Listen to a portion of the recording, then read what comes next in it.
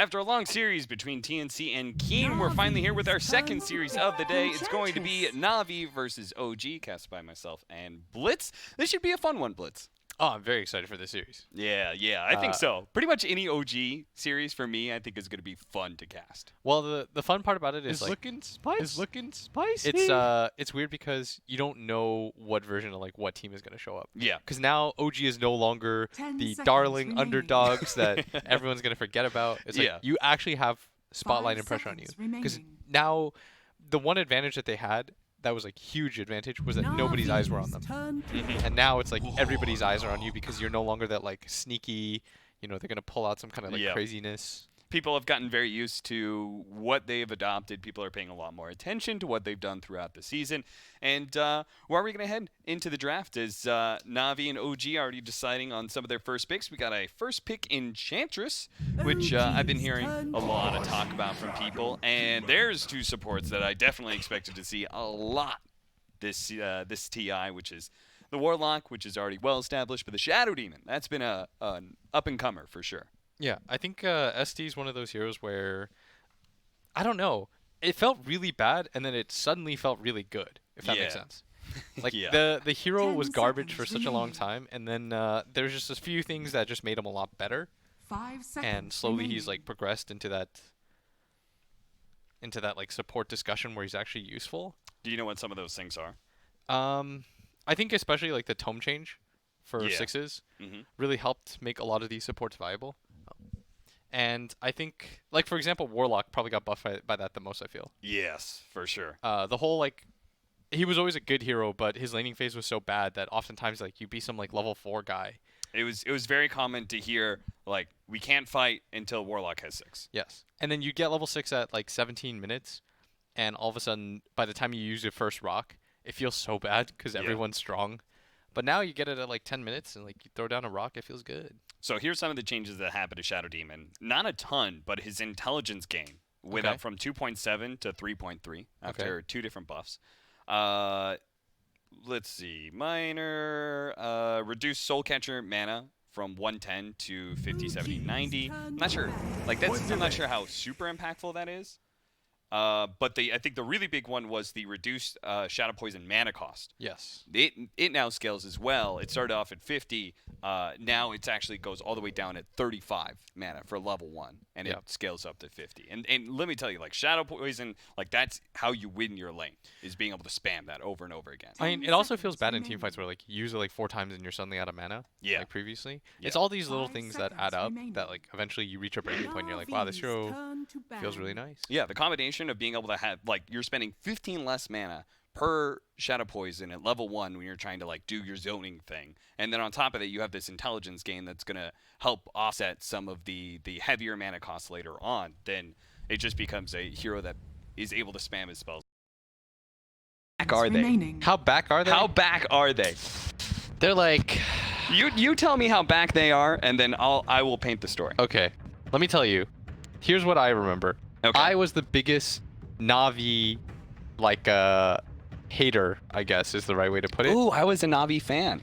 Okay. keep Well, going. no, because I'll tell you, like, the first competitive game that I really had was against Dendy, and he whooped my ass. Like, he took me 6 ways to Sunday. Like, Yeah. I want to say there's one moment where I got so nervous that I was co-op and I blinked onto a hill and he sunstruck me and I died, and I legitimately thought about leaving. It was like 8 minutes in. And then, you know, ever since then I wasn't okay. And so I was like, I harbored this grudge against this org Okay. for like 3 years. See, I was a Navi ban. fan because for me, I wanted as few people at that time. I wanted as few people to win the Aegis as possible. I don't know why, but it was You like wanted to be special. I kind of wanted it to be special, yes, but I also like some new players came in and I was just like, you don't deserve the Aegis. Like, I don't know what it was. I was just like a bit of a snob, I guess, in that way. 10 seconds remaining. And so for TI2, like TI2, TI3, like I was hardcore cheering 5 for seconds remaining. Navi. I did not want Alliance to win. Oh man, that's rough. And I know you definitely wanted Alliance to win. at that I wasn't time, even so a caster or anything, so we I'll were readily exactly admit the it. opposite, yeah. It's like my boy EGM. Shoutouts to him. Can this Navi see a grand finals? Can this Navi see a top 8? Can this Navi see a top 8? Well, Navi's turn to ban. the thing is, I never want to count anybody out. Yes. I saw some. Especially after last year. Yeah, I saw some thread and they're like, oh, it's really obvious who gets top 8. I was like, is it? Navi's Like, I'm not betting my money. Like, turn to crazy. pick. Axe. I'm not putting money on that. Like, that's crazy. There's no way. Like, you don't know, because there's always one team that like will snowball out of nowhere. If you've been watching enough TIs, you know that it's just bound to happen. You think that some team is Navi's like turn to garbage, pick. and then all of a sudden come out of nowhere. I mean, this year it might be Newbie. They're just 2-0 Liquid, and they look good doing it. Yeah. They're in good spirits. Like, We also saw TNC just in this last series push it very late, but they managed to lock down the 2-0. yeah. So they're off to a good start as well. Jack said Newbie started their OG's scrims turn like to pick. 2 and like 12 or something. Navi's See, that's the thing. turn to Every single ban. time a team does In the something like that, they spirit. always seem to bounce back from their really rough scrims. Because losing is learning. That is Yeah. what is that what BSJ That's says? what Kyle said. Or maybe that was BSJ. I think it's That was BSJ, BSJ. dude. Yeah. We were at that. All right, well, we got 2 hardcore counters to Pango with the Axe and Bloodseeker, but this is now a 4th pick on an Ember Spirit. Also, you never 10 painted the picture for me. seconds I guess remaining. we can do it after the draft ends. Yeah. Because you also never told me 5 how back seconds they are. remaining. How back are they? Yeah. They're not going back to the airport after like the first 3 days, but OG's turn Okay. to ban. let me see. But top 8 is a distant? I think top 8 is like a stretch. Okay. I could That- see. The realistic goal for Navi then is making top 8. Yeah. I think if Navi gets top 8 as an Yeah. org, they should be really happy. But again, like we're just kind of spitballing We're just about spitballing. we have no clue what's gonna happen 10 because seconds every single remaining. time TI happens, the scrims happen for the group stage. We 5 get a little seconds information remaining. about that. We seem to get these ideas about who's good, who's bad. Like as you said, Newbie going like 2 and 12. We come into the group stage being like, oh, Newbie's probably just gonna get wasted, and they're gonna get 17th, 18th, go out in the group stage, and then as soon as the game starts, seems like everything changes. Yeah. It's also like based on who you scrim and who happens to be good. Mhm. Like AUI said that they got lucky in 2 regards. One, that they didn't have to play secret at that TA5 because they felt like that was the kryptonite. Yeah. OG's And turn 2, to pick. that they said their number 1 scrim partner was C-Deck. Oh yeah. That's just complete random chance that like the team that you decide to scrim against gets second, and like they kind of understood how to play against it. Like it's stuff like that Navi's works out in your turn to favor. pick. This is not a tournament of pure skill. As much as like we'd like to believe it, there is that little bit of magic and luck that you need. You need the right type of bracket. You need the Yep. right type of breaks. There was that newbie squad that won. That if they'd lost 1 more games in the groups, they were out. Yes. There was Liquid who There could you have go. finished 12th. Yep. Like there's so many different. They bounced to IG immediately. Then they had to play. CDC almost didn't make it out of their 10 seconds what was it remaining. called at the time?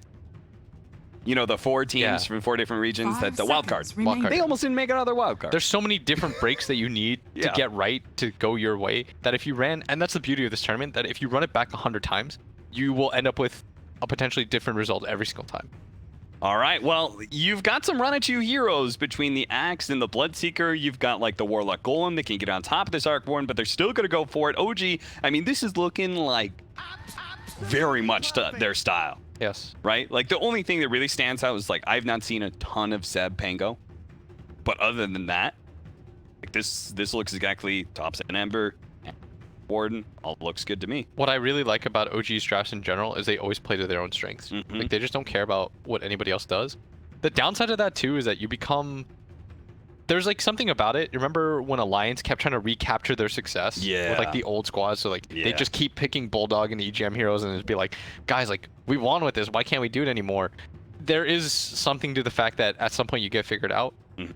and it's trying to like tread that line where you don't know if you're picking your team comfort heroes where they're like really good at it, because I think that's one thing that they made really easy for Topson. They picked him a few heroes. They kept Dota as simple as possible for him. They're like, dude, you're picking like 4 heroes. Like, don't worry about it. We're not going to complicate the game. But it also makes you very predictable because now everybody knows what Topson does.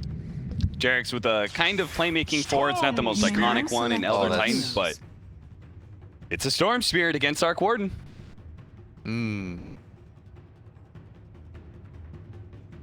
Yeah, this is Just do Is it, it a free Scriff. storm game? Just do it, Scriff. You gotta go for it, Scriff. You just gotta do it. quickly You just gotta. Don't Shout worry. out to our lovely observer who's shouting himself out right now on screen.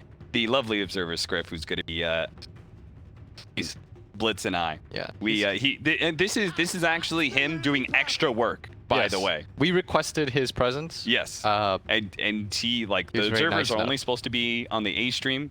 We requested Scriff because Let me say, we work well with Scriff. I'm a garbage observer. Yeah. Austin 10 is also a garbage seconds observer. remaining. Whoa! I'm pretty good. 5 I just have, seconds I'm remaining. like as a Dota player, I have my hit or miss days. Same goes with my observer. That's all. Okay, I can feel also, that. I don't do a whole lot of it. So we have, okay, let's say, I think that this is a very good Storm game. Like an exceedingly good Storm game. Yeah. I think this is a very, very, very good Storm game. Can Ember outplay the matchup though? Well, it'll be Arc, I think. Oh, Arc mid. Yeah, you're right. And it is going to be the side lane Anna. Ember Spirit. I think Storm's great against Arc coordinated lane. Oh, it's 7 Chantress. That makes actually Yeah. more sense. Well, okay. The reason I got into that mindset was that I thought it was going to be a 5, no-tail Enchantress, and he was going to play his Furion, basically, where he does that. But now we've got a 5 position Elder Titan. I'm not 100% sure how I feel about it. This is, I think this is a very, very, so there's a few ways to look at heroes like Bloodseeker, for example. Mm-hmm. Let me tell you, I played a pub game with Owen recently, ODPixel, for anybody that doesn't know. He is the worst Bloodseeker I've ever seen in my entire life. You know why? All he does is rupture Axe.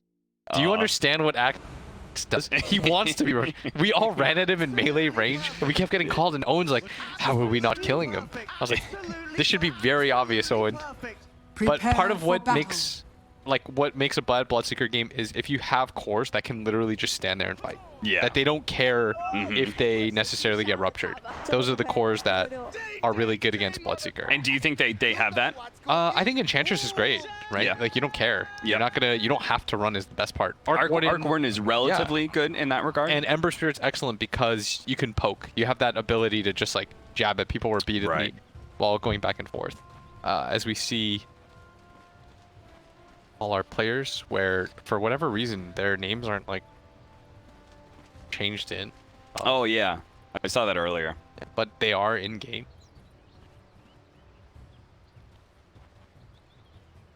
Yeah. So we're gonna have the Seb 30 plus seconds. Okay. Jerix dual offlane. I have my bold prediction. All right, what's your Whoever bold wins this best of 2, Uh-huh. this is the team that will get top 8 that shouldn't. That off of this series alone, I'm going to call it.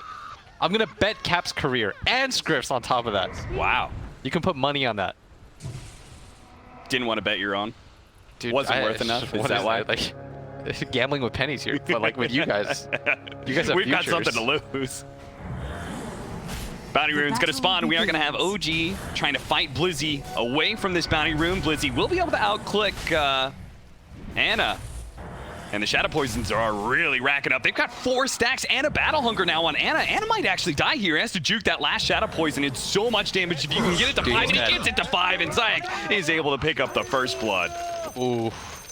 Okay, so there's one thing about Anna that's like, oh, they started the meta already. They've begun to tip him. Yep, This is the meta that you must set against OG immediately.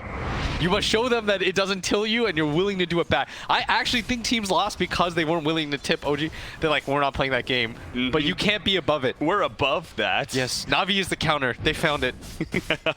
So they're making top 8 now? You have to off of that first. Dude, relax. I said the series. No, off of the tipping. Off They of the figured out the tipping? meta. Dude, I actually think that's the meta against OG. I'm not even trying to like be funny here. I think that is legitimately how you have to approach them. You can't let it get tilted, so you've got to do it first. Plus, they're no longer like the underdog team in that regard. So I feel like last year they were a little bit impervious to any sort of taunting and I stuff. wanna Because they say- were too busy. Like it was a very tribal mentality. You know, there was all love and friendship and stuff. They would always bolster each other. Now after success, though, you know, Yeah, you don't get to play that cutesy underdog story anymore. You're the Yeah. corporate giant. this is not going to be. I imagine this not's going to be. I would think that you just farm, right? Because it's Yeah, one of the few probably. matchups that you have sustain against Enchantress. Because most of the time she just like chucks at you, and Yeah. you don't really care that much because you have your own heal ability. But I think Bloodseeker, like, maybe it's just my feelings on it as an offlaner, but I feel like Bloodseeker always wants to be able to run at the off, you know? And he's kind of upset when he doesn't. Nice kill there. Zayek is able to pick up another one, this time on No Tail's 5 position Elder Titan. I deny you. So far, so good. Oh, Mid lane matchup, Magical has to turn around, Thompson underneath the tower, taking a lot of damage, and Fairy Fire will keep him alive. And he sprays Loser. the disrespect! He's gonna go back into the tower because, of Radiant's course, middle like, that's tower just is what you under have to attack. do. Oh my God, the Reset the lane. disrespect. He got the experience for the kill. Magical got much less gold for the kill. That's like in Halo, you know, when you just crouch and I don't want to say it, I don't want to get fired, but It's a receptacle that holds tea. oh Yes. boy, I don't even think that's that bad of a storm matchup too. Yeah. Yeah, you have high armor, you push in the lane naturally, it feels good. You have Static Remnant against a melee hero. Yes, getting solo like that. Gotta be able to catch him and slide around, but he will end up dying. Zayas is just Yeah, 4-1 already. Navi off to a very hot start, as they did come out of what I would say is a pretty tough region. We are going to watch OG pick up their second kill of the game. They're going to freely give that one to Seb. But it's just a 5-position Warlock, and Crystallize is still farming. dude. Does that just stay there? The spray paint? Yeah, Oh, the shame. he's going to, until he repaints it, I believe. That's the only time that oh, the pullback, Thompson. Getting a little bit close there.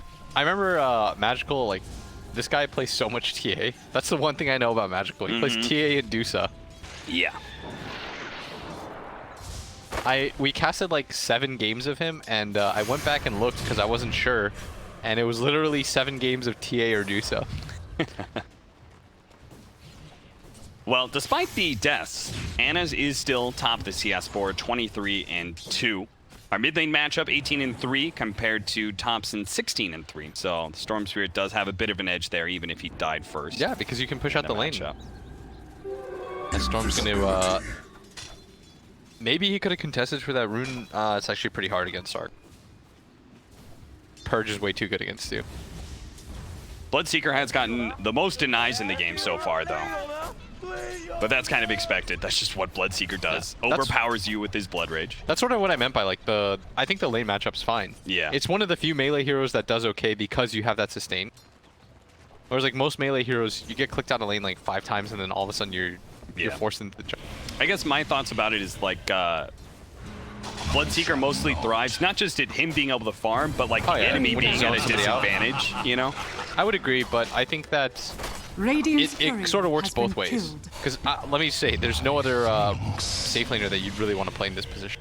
Were they Not able to get the dive, but a top lane, Blizzy almost dead here. No Tail beating him down with the 2 levels of the Astral Spirit, and he's going to try and fight the Shadow Demon as well. Will obviously die, but gets a lot of damage out that maybe Anna might just be able to secure both bounty runes, or is Ike just going to give up his life to be able to grab one of them at least? Nah, he's got a streak, dude. This man's not dying for it.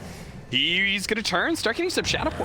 This is very bold of him. Anna, Dude, he's actually going to try and go for it. He's got a slide up in just 1 second. He's going to blow the strike, but no, he can't get there in time, and that is a dominate streak. Zayek, why did you do it? Dude, Why'd you do it? Anna was going to let you go. that was like the lowest, was it like high, what is the quote? That High was risk, high reward? That was like that low was risk, low reward. Like there was no upside there. Yes. Unless Yes, he it got was. High stacked, like, risk, low reward. He That's needed what to that get was. stacked all 5 times, get hit like 7 times on top of that, and hope that Anna doesn't fight back. Yeah. Anna was willing to let him go too, because he was like, oh, you're just going to pop your shrine. And then he got too far away from the shrine. And Zayek is now going to die in mid lane as boy. well, as he's going to be chased down by the Thompson Ghost. OG supports. I like really how seem they to make a point of giving their cores the kills. It's like the opposite Yapzor. Yeah. But the thing about it is, like, if you're Rubik, you gotta steal kills, man.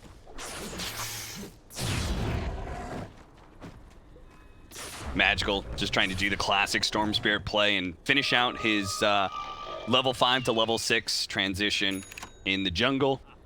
This is the most painful part about playing Storm, by the way. Because what ends up happening is it feels like it should be okay, but because the jungle creeps like progressively have been giving less and less XP over the meta, you actually end up getting behind like 2 levels by somebody that can just purely lane. And I'm sure that feels even worse if somebody's sapping your experience mid lane. They will be able to get the dive on his Zayak, but Storm Spirit just picks up his level 6, but he's completely out of mana. And old Jerix might just be able to run him down. He's really hoping for another lucky shot. Proc does manage to get him the pull back, but the slow is just enough. Jerix gets the final swing on Magical to claim the kill. And will be able to, I think, got out of the Shadow Demon's range. I think he might have died before the TP finished. That is so rough. What's wrong, buddy? Just change whatever you need to, man. Seb. Don't worry. I innovated the radio broadcast at TI play. I can do it again, Script. I can give them an audio only. Guys, we're only no flames on no T tours. You know, he's doing this literally in his off time to make our cast better. We appreciate it, Script. Honestly, we need to get JJ somebody. But as the game progresses, when we said Script, didn't you mean weapons? Oh, my bad, dude. Misclick. 6 to 7, 8 minutes in, a 1,000 net worth lead. Let's click. Can we click the Arc Warden? What level is he? Yeah, he's 8. This is what I meant by like you go into the jungle, you think you're getting 6, and it feels like it shouldn't be a bad trade, but all of a sudden the enemy mid laner is like 2 levels ahead of you. I've been really feeling this lately. Because before, like a year and a half ago, it felt like, you know, you would hit 6 around the same time off the neutrals. Yeah. But now, for whatever reason, I can't tell you like the exact math behind it, but you definitely get it like a lot later. That is a dead Bloodseeker. Now that Seb has his level 6, Bloodseeker is finally a real offensive threat that is going to make him rethink his status in the laning phase. And that's what we were talking about, how Bloodseeker's only good against like the cores that want to kite. Enchantress is, you know, she just stands there. Care about getting ruptured. Axe has a bracer. Pretty common build now. We saw Snaking do it a lot in NA too. Yeah. Seems like the general build up now. It's like it sort of replaces the Vanguard build up that used to be there. I think actually was only good when you could dominate the lane and you could skip from like level 1 non-stop. I think with this meta, actually, you're sort of forced into this position. And plus, supports are better at dealing with it. Yeah. On top of that, you get movement speed out of this build, which is always super hype on Axe. Yeah. You can't just rely on your Blink Tagger alone. And they're gonna just dive mid lane again. Shadow Demon keeps on trying to prevent Thompson from taking this mid lane tower, but every single time the 2 supports of OG, No-Tail and Jerix will rotate in, wrap around from behind, kill that Shadow Demon so he can't kill the creeps, and lets Thompson just chip away at the tier 1, and finally this is going to be the last strand. They will be able to take it, but not before. We're going to have a fight as they do manage to get the Rupture out onto Jerix. He's going to have to stop that roll and turn and fight as best as possible. He knows he's dead, but the really good stop coming out from No-Tail. Enough damage to the Storm, actually dies. Crystallize sees a bunch of low heroes, but now that Thompson is here, he can't actually go for the kill on No-Tail, and he's going to slow down by the Flux. He will die there. Not only do they get the tower, but they win a huge fight around that tier 2 area. OG walk away what was once a 1,000 net worth lead, now ramping up to 5K. And No-Tail spots out the regen for his Ember. He's going to bottle him, get good support. This is so rough when you lose. I think this all comes down to Magical getting solo kill like that. Yeah. Plus, when you pretty much when you lose your mid tower like that and there's absolutely no trade, I think it's really easy to play from Navi's perspective. Or from OG's perspective, because now you can send your Arc Warden to the jungle, and you can rotate all your supports to the other side of the map, and suddenly Navi has this like really hard mountain that they have to climb, because now they don't have their own mid tower. Any sort of aggressive maneuver that they make into OG's jungle, it takes so much. Yeah. You have to smoke past to get through that lane. The only other way that you can do it is to go in through this off lane, which is why people prioritize the off lane tower so much. because it's the only other way into the jungle without getting spotted. Shattered Aim Disruption is going to be able to buy some time here for Blizzy. Is he going to turn and try and fight No Tail? They do manage to get a really good Fatal Bonds with some poison, but here comes Jarix rolling on in. There's going to be heal from the Warlock, but that close to the wall looks like he's just going to be controlled up pretty well. This Sleight of Fist, he's hitting everybody. Now the jump back in. Jarix able to knock around the supports and let Anna do all the heavy lifting here in damage. Gets the double kill while Sub picks up the other one. This is such a cool rotation from OG, by the way. The fact that they decided to do this into the safe lane, they protect their safe lane area. They understand they're far enough ahead at this point where they can get away with doing so. Yeah. They take full advantage of the fact that they won their lanes and took the tier 1s off of winning those lanes, right? They naturally took the mid tower off of succeeding over the Storm Spirit. They naturally did so off of 1 kill on the Bloodseeker. And now the last tier 1 tower that's left, just go for it. At the very least, I think you should defend that area to the death if you're OG, as they're going to get into this mini fight. It's going to try and finish off the Shadow Demon for them. Does manage to get the chance with the Warlock. He drops the Golem, though, onto the 3 of them with the Fatal Bonds out. But Blizzy, he just can't get a hold of anybody, and they're slowly but surely pecking away at this Warlock and tries to hide in the trees. But Jarix quick to swashbuckle him down. Now the Storm Spirit trying to grab somebody here, but he just can't get a hold on anybody. Blizzy gonna have to call and rage. But he knows there's nothing he can do. He will slowly be run down by OG. Forget the tower, just get the kills. They're actually getting styled on so hard right now. Yes. Like, this is just pure outplay. And Crystallize, I mean, I love Midas as an item, personally. I think it's the perfect item for any situation. If you're behind, it catches you up. If you're ahead, it gets you even further ahead. But in this position, it's useless net worth. It means you can't fight. Because that's a prime position for the Bloodseeker to fight in, right? Everyone's kind of low. But I think part of it is that he doesn't match up well against the cores right now. So he can't participate in these fights that he wants to. And they went so all in against this this Pango, right? Where they drafted both this Axe as well as, I think the Bloodseeker was a clear 1-to-1 counter. Oh, for sure. And it's a 4 position. Jarix doesn't really care if he gets ruptured. He's still going to do most of what he wants to do, which is be disruptive in fights. I will say, though, I think the majority of this game was really hard once the solo kill happened. Because then the Storm had to go into the jungle, and Jarix, with his positioning over the jungle where he saw him, he catches him when he's level 6, he slows down his game even further. Those 2 moves in a row make it really hard for Magical to do the normal Storm play where, you know, maybe, you know, he does this often where you get the treads, you get a bottle, you go into the safe lane river or the bottom river, you immediately go gank, you set up like that tempo. He killed all of that. Radiant's top tower has fallen. We do need Magical to be able to pull this back in big. If Navi's going to be able to come back, right? Because we're talking about Bloodseeker and like how hard a game of it is for him, but we've got a relatively free Storm Spirit game, and he probably is the best hero for late game at this point in this game, right? Like you're such a good counter to Arc Warden. Yes, and you're inherently a very good hero against pretty much all these cores because they don't come with, like, aside from Ember. But once you get BKB, it's a fine matchup for you. In fact, it's pretty slanted in your favor. But getting to that point is an entirely different thing. Like, I'm talking about, like, you need Kaya, Bloodstone, Orchid into, like, BKB. So this is going to be a game where Navi are just going to have to hold on by the skin of your teeth, just slowly concede tier 2 towers in exchange for getting more farm. Try not to bleed away too many kills. You lose this Shadow Demon, not that big of a deal. He's going to get bounced back. The thing about OG is that I think they love games like this, where they can just take over and run at you. But they are going to try and run back, though. They do have the Rupture onto Jarix. That's going to be enough to finish him off. The Storm Spirit doesn't have a ton of mana right now, so it won't really be able to pursue for more, and Anna knows it, too.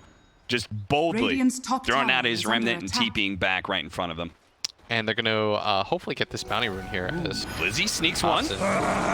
He's not going to be able to run for the other one, though. Felt like the Flux and Ghost Spark Wraith damage is good. Thompson's not even going to check for the bottom one. He really doesn't want to throw away his lead. It'd be really easy for him to die there if there happens to be a support plus like a Storm. Yeah. He's not even going to risk it. And he's in that weird Arc Warden phase where, like, you can't quite fight yet.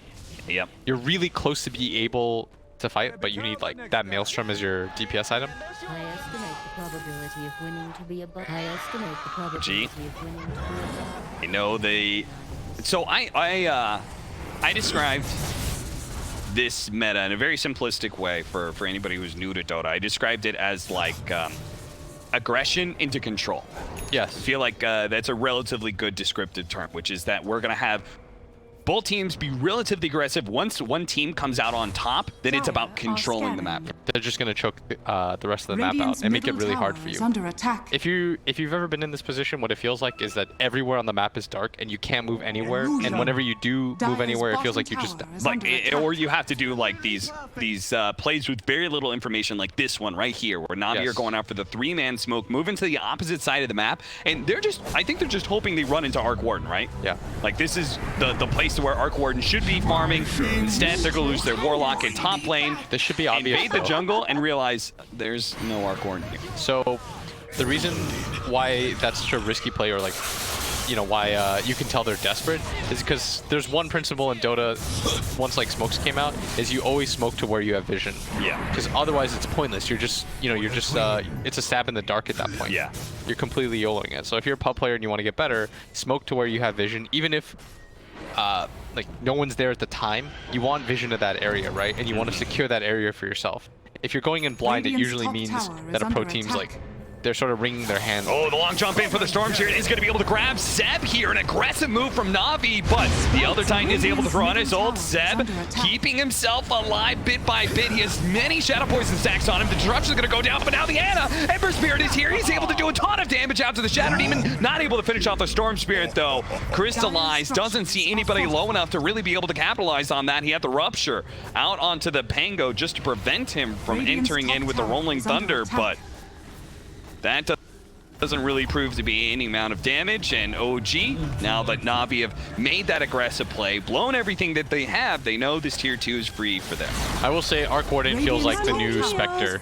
You know, where if you're not pressuring the hero, you can feel yourself losing as time goes by. You don't need to know anything. You don't even have to click his hero. You just sort of know, like, we're slowly but surely losing this game because we're not applying pressure on this hero. And he's being able to sit back. Dude, this is the second time I've seen this. And the first time I was able to explain it away, this 10 talent for Pango, he went to 300 swashbuckle slash range. Literally everybody goes mana rich. Radiant's middle tower. Maybe it's a Bloodseeker thing? Yeah. Like he wants to move less. I mean, I declared he wants the range longer. Whoever wins this series to be my top 8 team, and the other one will finish 12th. That is my prediction. That is as bold as it gets. Okay. There's no logic in it, by the way. Don't go anywhere near that. Like, I absolutely mean nothing by it. It's just a gut feeling. It's not even a gut feeling. I did it to try to impress Griff. Under attack. I like trying to impress a girl, and I want him to like me. Double damage. He's so cool. Crystallize tries to go for the TP away in a cute little hiding spot, but it doesn't work. He will die. All alone. Dude, they really leave them kills. Yes, they like I would love to play on OG. I bet. This is awesome. Top tower is under attack. You know who else would love to play on OG? Who? Radiant's Gunner. bottom tower is under attack. You know, I was playing with Gunner and Monkeys Forever in them, and I accidentally stole Rampage. I was securing the game in my head, but you know, Radiant's I took the Rampage. Is under attack. They got so mad.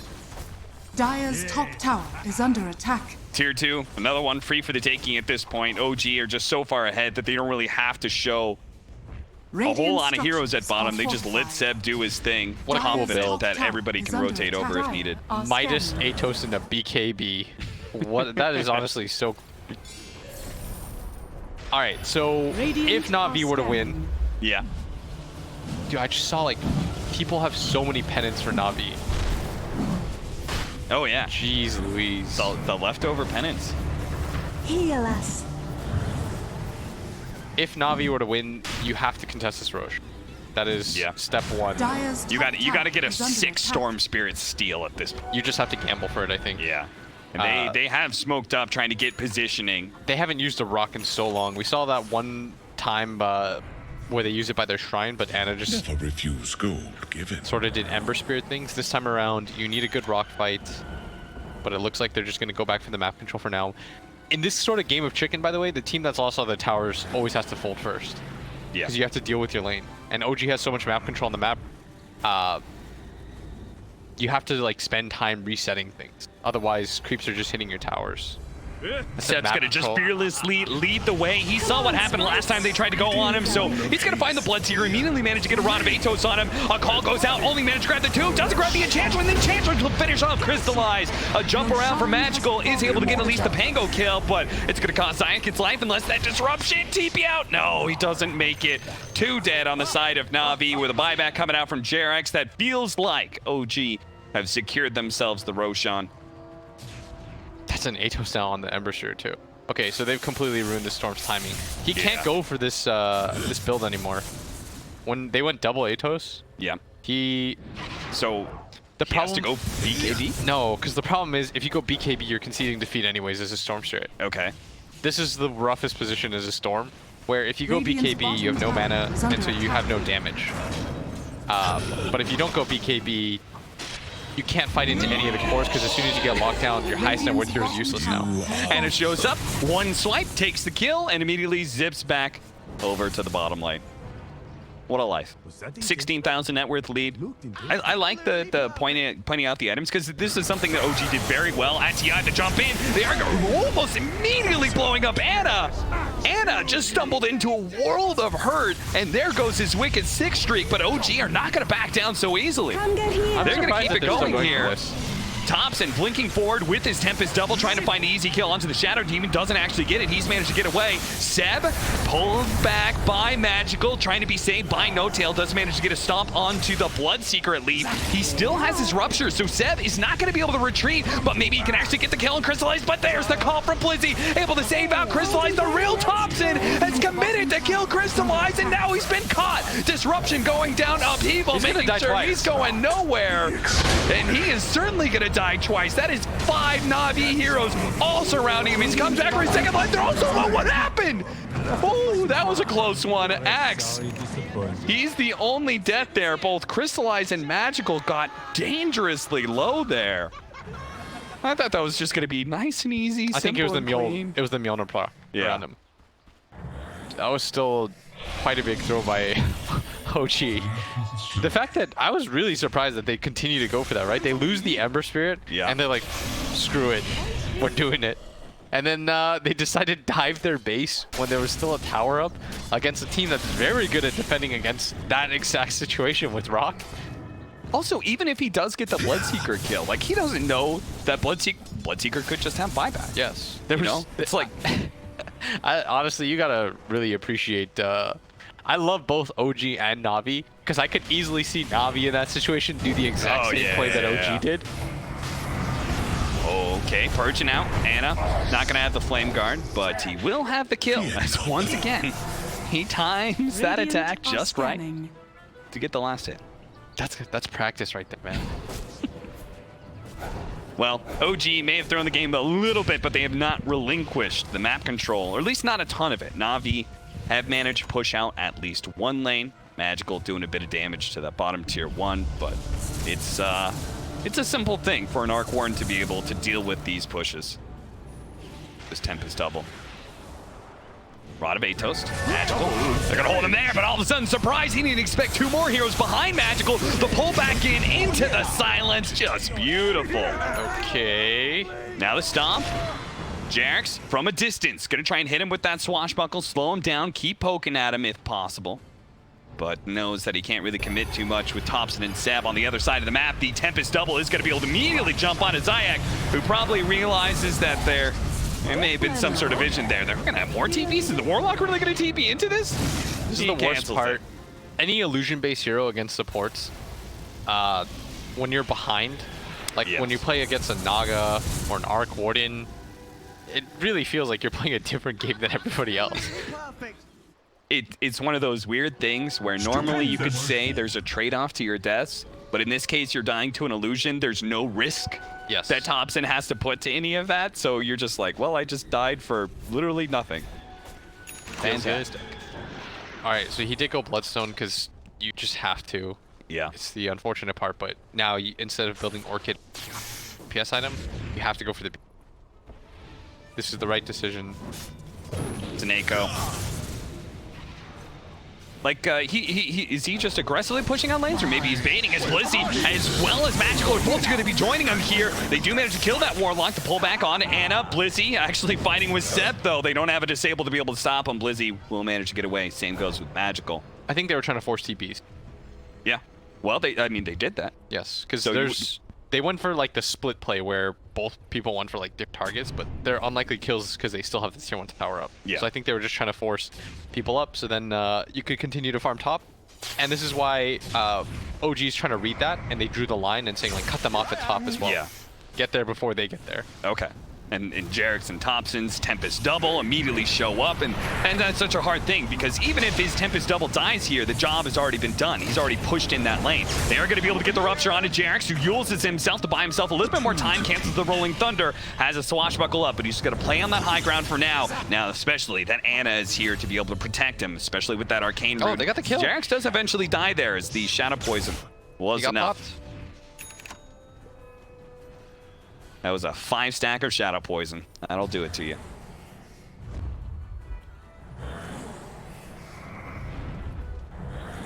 Yeah, he's almost got Blink Dagger.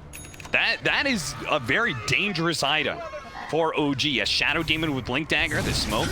Magical's going to be able to get some information with that. The Tempest double jumping forward. The Crystallize is going to be disrupted. Safe for the Rod of Atos. They do manage to get another one on the ropes, but what a jump in from Blizzy. The lockdown on both Seb, as well as Anna gets that kill. No tail. Finally tries to go for the stop, and look at that goal. It just rolled in for Navi. This, what was it, 16K at one point? I remember that number at least. It is beginning to be chipped away by Navi. What am I feel like OG was winning this game until they weren't. Like, yeah.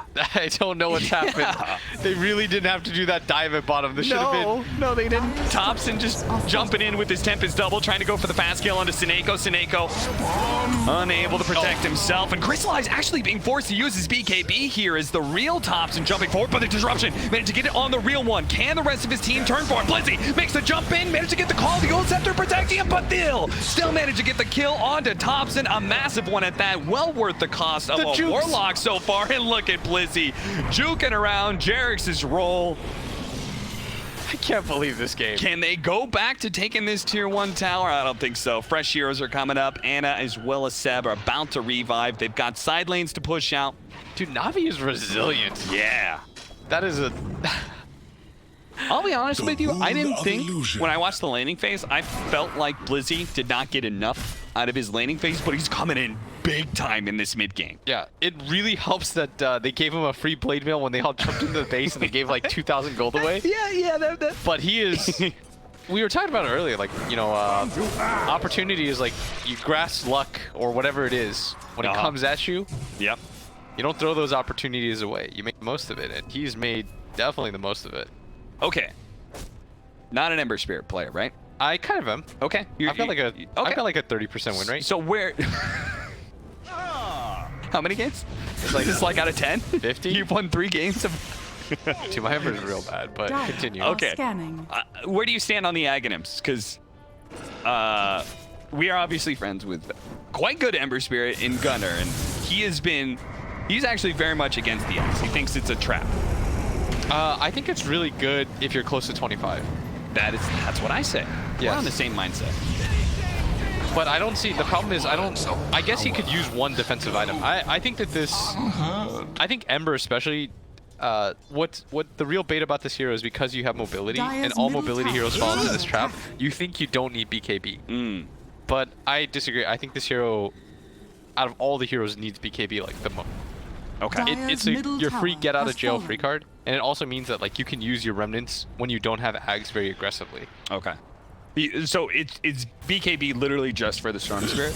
Because I don't think anybody else... Yeah, I mean, also you don't get disrupted.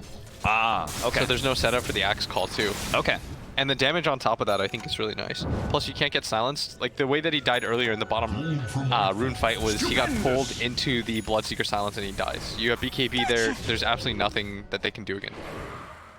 There's like some pure damage that they have, but it would go through regardless of what item you went, like bar Aeon Disc. I'm not about to see an Aeon Disc Ember in current year. Well, this Bloodseeker Crystallized Radiant picked up a are Butterfly. scanning. Crystallized is well known for being able to pull out these carry games and even though the game is tough for him, he's still able to get all the farm he needs, and we're seeing that coming out of his net worth. He also has the level 20 talent with the 600 rupture cast range, so he's going to be able to get that from a long distance. Also, what people might find a little bit curious is the fact that he decided to go for the butterfly this early on. And this is early, trust me, for most Agi heroes. But the reason you have to do it is because of the Enchantress matchup. Right. And purely for that, I believe. That makes sense. Because most heroes feel like they don't, like this early of butterfly, you don't have the stats to back up, you know, like evasion, right? Call missed. Jerix now just gonna kite Blizzy on the other side of the river. Magical ends up dying though. That is a rough one. They actually just have to get out now. This is a total reset now. Look at that. The Aghanim Scepter is gonna be able to find a +1. The Shadow Demon. And a BKB forced down from Crystallize as well. That's gotta get pretty low now. What is that, 7-6? Yeah, he's down to a 7-second BKB. Turns around, goes for the silence. Sineko's warning him.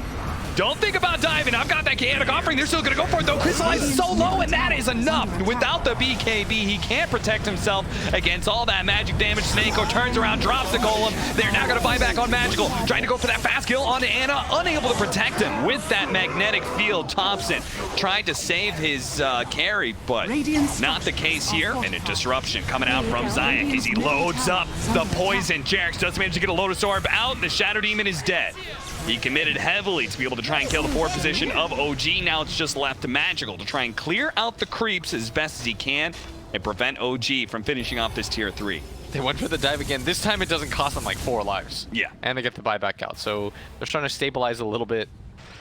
I was a little bit surprised they didn't try and finish up the tier 3, but I guess this feels like a free Roshan. I actually think their lineup is pretty... I mean, aside from the Arc Warden, it's sort of hard to hit towers. Neither of the supports can do it. Ember Spirit's bad at it. Arc Warden's really the only one that particularly enjoys it, and he's quite susceptible to the Storm Spirits. So. Yeah, he doesn't want to get Storm Axe jumped, being the only person like hitting high ground. At least not yet anyway. Soon he will have the Scythe of Ice, and that will be a significant tool against the Storm. Storm will have the BKB though, around the same timing, so... It was, they went for that one aggressive... Blizzy? No. What are you doing here, buddy? They keep trying to get aggressive because I think they think the game is like stabilized, but not yet. No, certainly not. It's still 12,000 net worth lead for OG now, and as they lose Blizzy, this likely means OG is free to take Roshan again. He's a huge hero because his item set is so value right now for what it does. Blink Blade Mail. Absolutely perfect. That Navi, well, they proved before that they can play this defensive turtle game and force OG into situations where they may overcommit, make some mistakes. I have to do it again. I don't know if anybody needs to force OG to make mistakes. Like, that's not even trying to flame. I just think that's their playstyle. Like they want to establish that dominance. Yes. I mean, that has kind of been OG's playstyle, and what got them through last TI. A lot of it was just being able to have the confidence and teamwork to run at people. Yeah, it's the idea that you treat things like pubs. You know, you just have fun. Cool way to play Dota. It's what them a lot of fans too. Yeah. Let Thompson and Anna, especially as you start giving them all these last hits on kills, put them into a place where they've got a net worth advantage and they feel strong enough and confident enough to just go in and outplay people. And for Navi, the thing about Navi and what makes it such a fun stylistic matchup is I think they're a very similar team. Yeah. In that regard. It's just they got off to such a bad laning start where Thompson getting the solo kill and all that. Fast jump in from Anna with that Aghanim Scepter. Zayak looking for something, trying to get out the purge, but may just die before he gets anything cast out.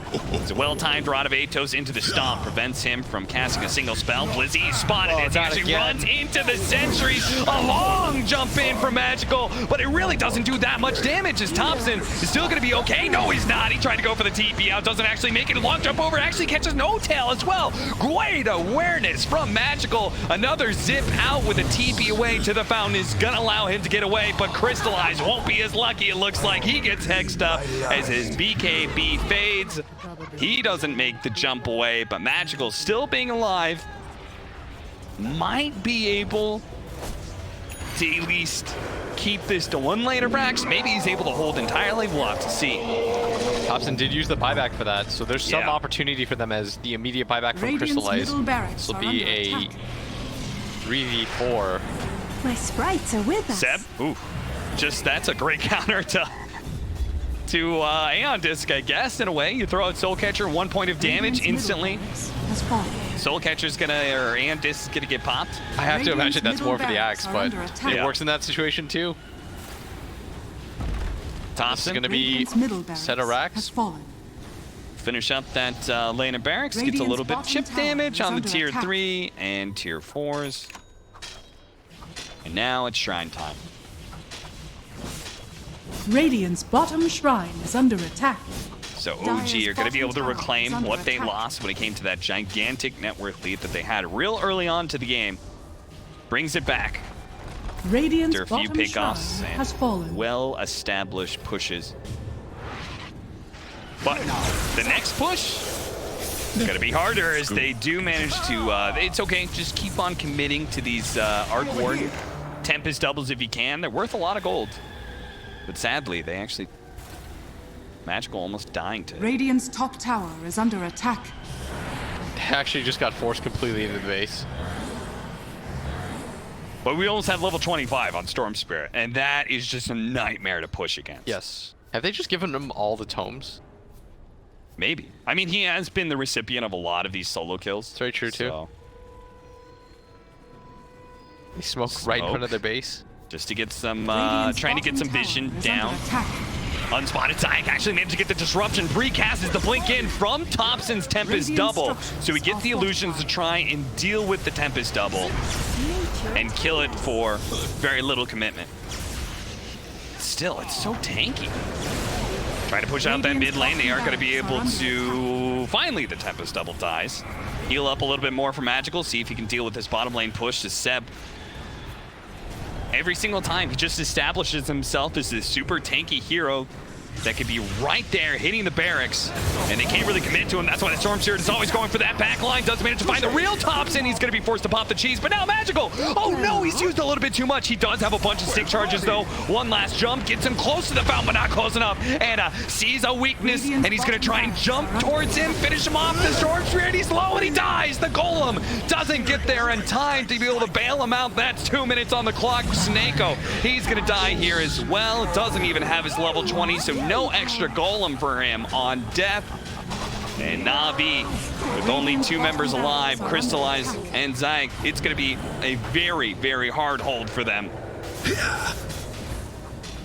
Fortunately, OG are quite slow at being able to hit buildings. But I have to imagine 90 seconds might just be a bit too much unless the Shatter team can manage to get a kill off of this one. Seb, he gets quite low, but there's the Lotus Orb to be able to remove some of the Shadow Poison stacks.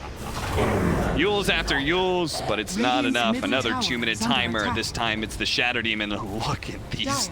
Alright, Blizzy. I mean, what is he gonna do, man? What are you gonna do?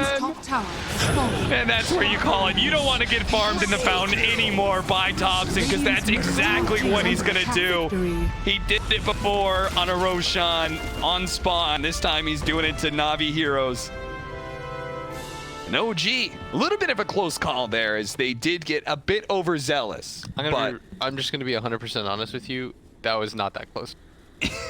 There was no point of that where, you know, if you're a fan of OG, you shouldn't have really been worried. We were trying to like make it sound close, like, oh, they threw, and like they did a little bit, but you can only throw like that when you're realistically like as far ahead as you so were. Far ahead, yeah. Then it doesn't really matter. So make like manual this poor graph. Look at this graph, man. It like for one brief shining moment, Navi was up by like 5 experience. They had a 5 experience. 5 experience over OG. Rough times though for Navi, but a lot of it did center on the fact that. So, game 2, we have a better laning phase. As we said, Navi has a similar style. They could just as easy aggressive snow. Yes, and I think they really rely on that. Having a good lane, working their way through. but I mean, all 3 lanes sort of went bad for them. All Just right. no time to. Well, we'll see what happens. OG versus Navi. We have a game 2 coming up, so don't go anywhere.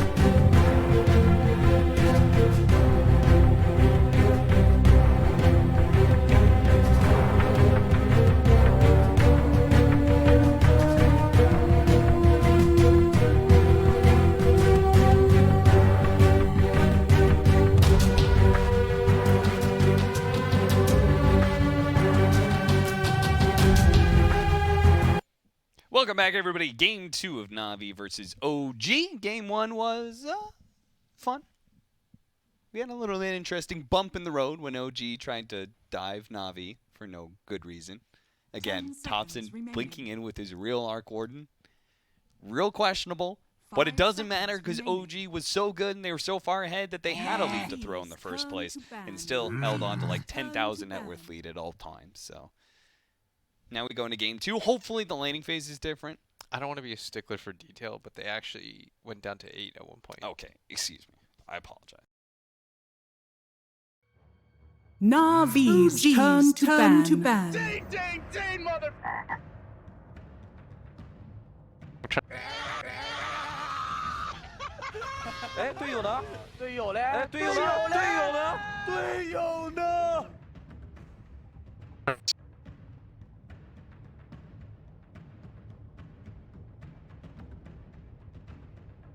Ten seconds remaining.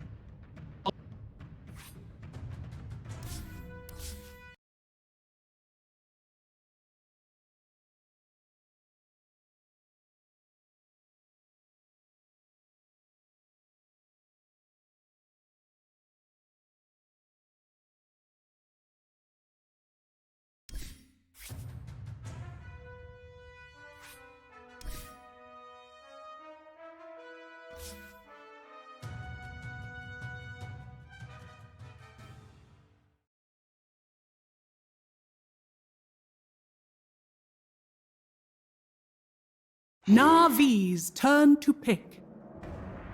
Like, it did absolutely nothing. Yes. Part of it is that the Arc one got way too good. This time around, like, to not get soloed. I will stress, not trying to flame or call anybody out, but like, that is a lane that should... I mean, Storm doesn't really lose lanes anymore. I'm like, kind of sad to admit that, but like I'm sad to admit it because I lose lanes.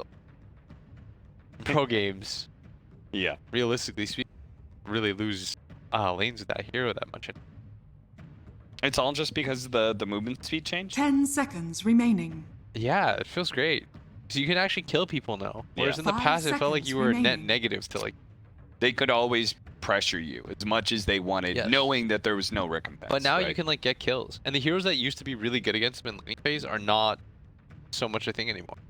Yeah. Like Quap. The last time we used Quap, right? What are the heroes that are good? Quap, Monkey King. That. Mhm. They're falling off the map. Like Quap, Monkey King, and stuff. See those heroes anymore. All the heroes in lane. Everyone's a melee now. Well, this was not the interesting support that I expected Navi to pull out. I was kind of What were hoping your to see notes, the. I was kind of hoping to see the techies.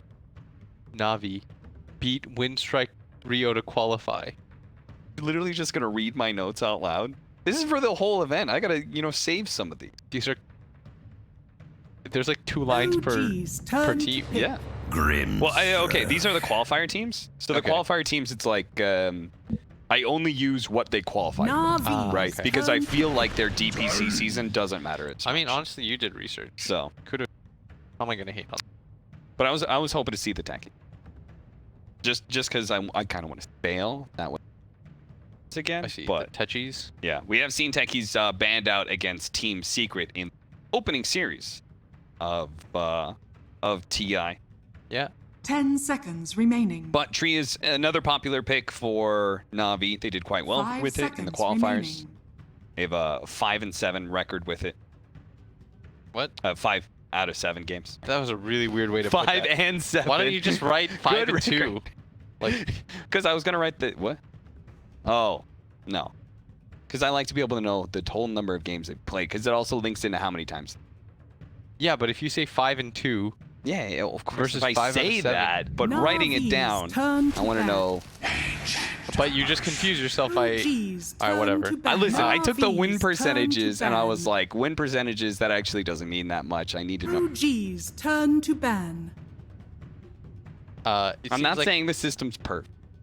somehow our rain is back. Scriff's tilted out of his skull, by the way. 'Cause Dude's grip is so tilted.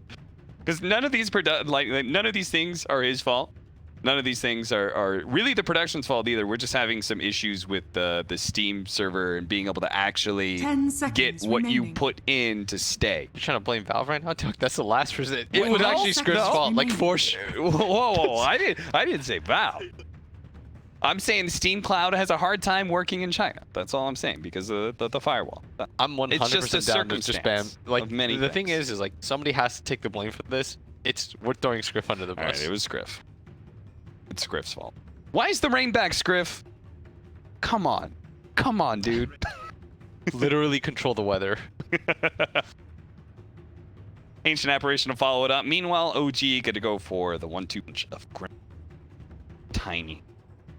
Nice, aggressive, it does damage, it gets kills, and Tiny seems like a damn good hero right now. He's one of the, I think there's probably at least 3 heroes that benefited from the Aghanim's Scepter upgrade, where everybody got an Aghanim Scepter. Tiny is one of the ones that was granted an Aghanim Scepter that is actually core to his build. Yeah. Also, if we take a look at the standings, by the way, is that like spoiled? OG's not supposed to turn do to that? pick. I'm sure we can. Okay. I There's just no wanna way see the people are just standings. watching one Navi's stream. turn Okay, to guys, pick. here's the thing. If you were trying to only watch our stream, this is now the time to earmuff it for the next 2 minutes. We are 2 warning you. I feel like this minutes. is fair. I want to know what's going on in the other games. You can now earmuffs it. Dude, they already earmuffed our cast. They probably have it muted. Not me, dude. They selectively know how to listen to They're- just me. All right, Beastmaster picked 10 up for seconds OG. remaining. I've heard conflicting reports on Beastmaster, but I have to say, I feel like this Hawk thing, man. The Hawk vision, especially a little bit of the change of how they redid the Hawk. I think it's just such a OG's unique turn to aspect to be able to have that vision Sounds advantage very over the enemy team. Well, Navi are going to go for a more traditional carry this time. This fan. I dig it. I like it. Way more than Dude, the Bloodseeker, Sven that's for sure. never feels bad. If the enemy team doesn't have a save, Sven feels amazing. Because you know somebody's gonna 10 seconds remaining. think about that hero. It's like feels good because you Navi's turn to kill, you move on. Take Spectre, which is I'd say reasonable against the heroes pick so far. I do think maybe you can get outpaced, and potentially AA is a very good hero against you. If you have some sort of kill combo like AA +1, that's why I really like AA as a 5, because I think he hard 10 counters seconds most of the remaining. cores in Dota.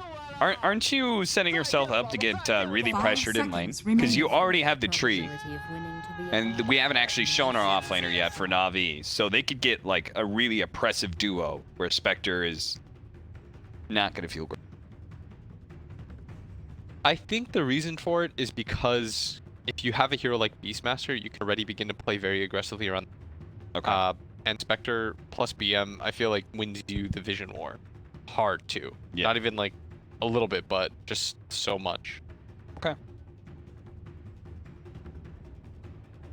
This.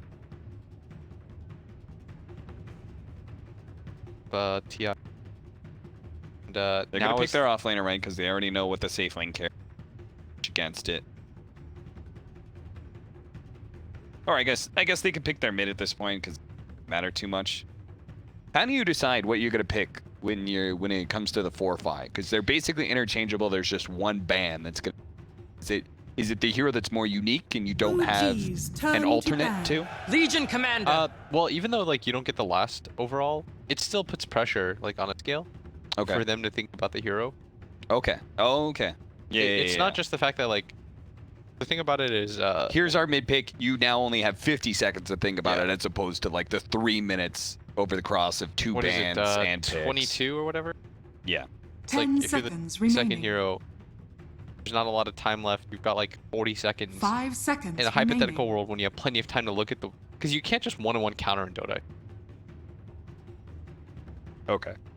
You have to look at like overall how the heroes are each other as well, hero synergies, that. Navi's So turn to ban. you know you're putting pressure and putting like time on the clock, and what you're trying to do is give your team, the enemy team, as many things to do as possible. Last pad. Okay. Essentially, what you're trying to tell OG to do is like solve everything. One moment. can't, well. What I like about this is that Legion Commander can match up well in a 10 one-on-one against seconds Beastmaster. remaining. So they have the potential to aggro a tri-lane into... 5 seconds And that remaining. isn't that something you always want to be... Yes, of course it is. They're going to ban away the Kunkka. I mean, Legion just feels good overall right now. Yeah. Like, Precious Lane, obviously, well against the Beastmaster. I think the same thing happened with Axe and Legion Command, was that their timings got sped up because of the phase moves change. Yes. I think phase, they have to change phase. The fact that like it's so good that everyone's getting it now, Yeah. sort of becoming. Viper. There's I feel like your stabilizing hero because you were a little bit greedy on both Legion and Sven and you don't have playmaking support, so you needed something that was going to give you a really strong first 20 10 minutes of the game. seconds remaining. It has a break mechanic against the Spectre, which is always super welcome 5 against Spectre. seconds remaining. Gives you a much better chance to deal with her past the 30-minute mark. You ready for the updates, by the way? Yes, Okay, I'm ready. so not too big of a surprise, but secret. By the way, guys, spoiler alert, loud warning. That's enough of a warning, You may right, now Script? select your heroes. Secret have 2 out of lines, although game number 1 was very close. Yep. Game 2 was kind of... Newbie crushed, like, I saw game 1, they crushed. PSG LGD dominated Chaos. Okay. 27-minute game into 34-minute game. Oof. That That's was rough. And Chaos picked Ugh. and then Keen TNC ended up going TNC 2-0. And that went 53 and 60. Keen should have won game 2, but they threw. And now we have Beachy up 1 game against RNG. Kyle said that Beachy was getting bottom 4 and RNG was 10 getting seconds entire thing. remaining. VP and IP is now 1-0 in 5 favor of seconds VP. remaining. And EG Fnatic in quite an upset. Fnatic is up 1 game on EG. And for some whatever crazy reason, if Yeah. you don't know that, Yes. spoiler alert. And like you didn't watch game 1 and for some reason you don't see that giant dot filled in. OG have taken game 1 off of, again, I know this is What? like You've ruined upsetting. this series for me now. It's hard for you guys to care after I that. don't know if I can cast this series But let me tell anymore. you, that game was won by OG. Oh, Flopson Thompson. He is in a classic last pick Zeus. I don't know if the Zeus is super good or just don't- okay. I don't know. Is Is it it a good Zeus game? like- Is Viper really hard? I don't know about that. Why don't you lose? Kind of farms against everybody. I feel like the only unplayable matchup for Zeus is Storm. Because as soon as you get 6, you just kill him like indiscriminately. Doesn't Viper do the thing where he like cues you a few times, then he starts establishing himself farther and farther ahead? What's up? Scriff, I don't understand your signs. Yeah, we don't speak sign language. I did all the Are you stuff that happy? you asked me I'm to happy. do. Happy. Don't Rock worry. on. All right, test it right now, dude. See how competent I was. Yay. Yeah. So, yeah, we did it. Fixed it. Prepare for battle. Big Barbie no tail. He's a Barbie girl in a Barbie world. OG gonna run all their heroes down to the bottom lane, looking for that early first blood. They have the combo. They spot anybody, it's a Inkswell into toss, and that's a kill right there. And the tree cut. I likes Tree it. cut.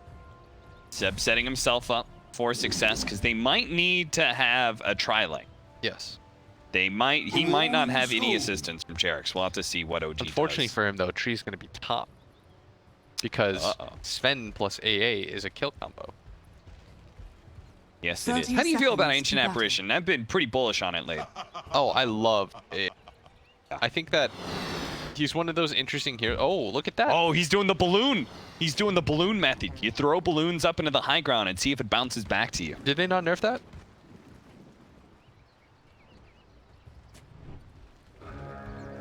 Should be able to just dig in front of your team.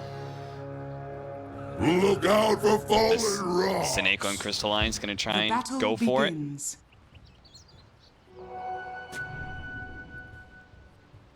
Even split of the bounty runes. So, Dude, when you touch it, it becomes yours? what, the balloon? Yeah. Does it really? Yeah. Oh.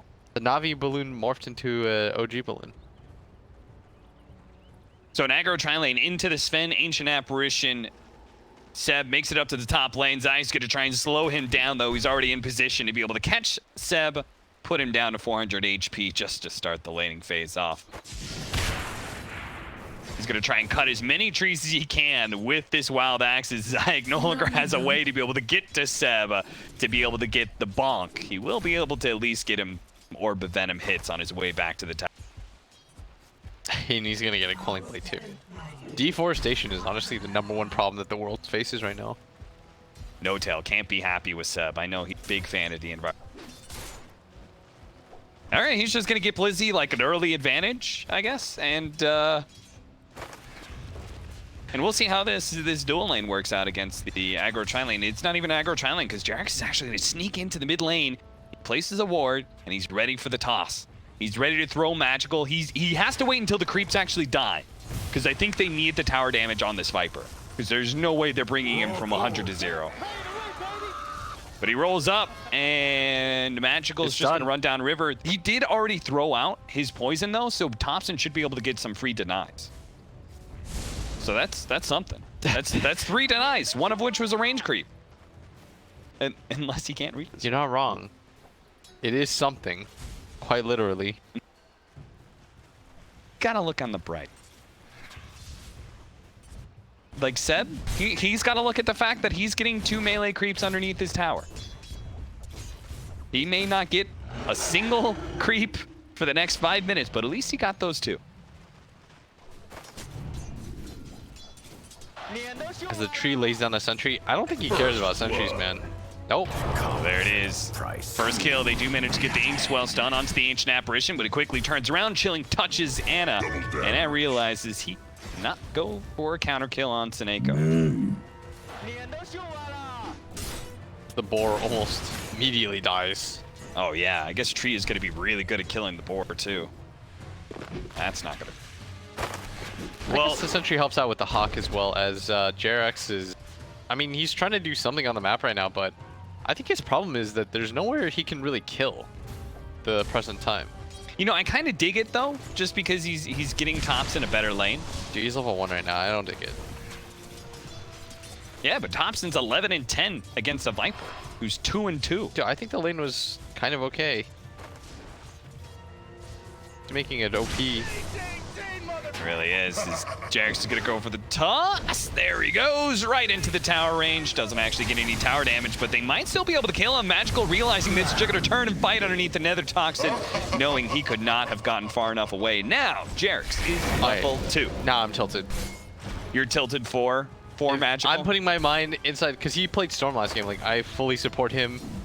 He will be the player that I, you I mind meld with. Okay. Yeah. And let me just say, like, I'm mad. Jarex. Why? Why can't I just have a 1v1 against a Zeus? Nice dagger from Anna, catching both of them. The good news Who's for them... going to get the Dark Troll Summoner, though? All right, nobody's going to get the Dark Troll Summoner because Navi are just going to go for the kill onto No Tail. No Tail, knowing he's going to die, throws the Inkswell onto Anna.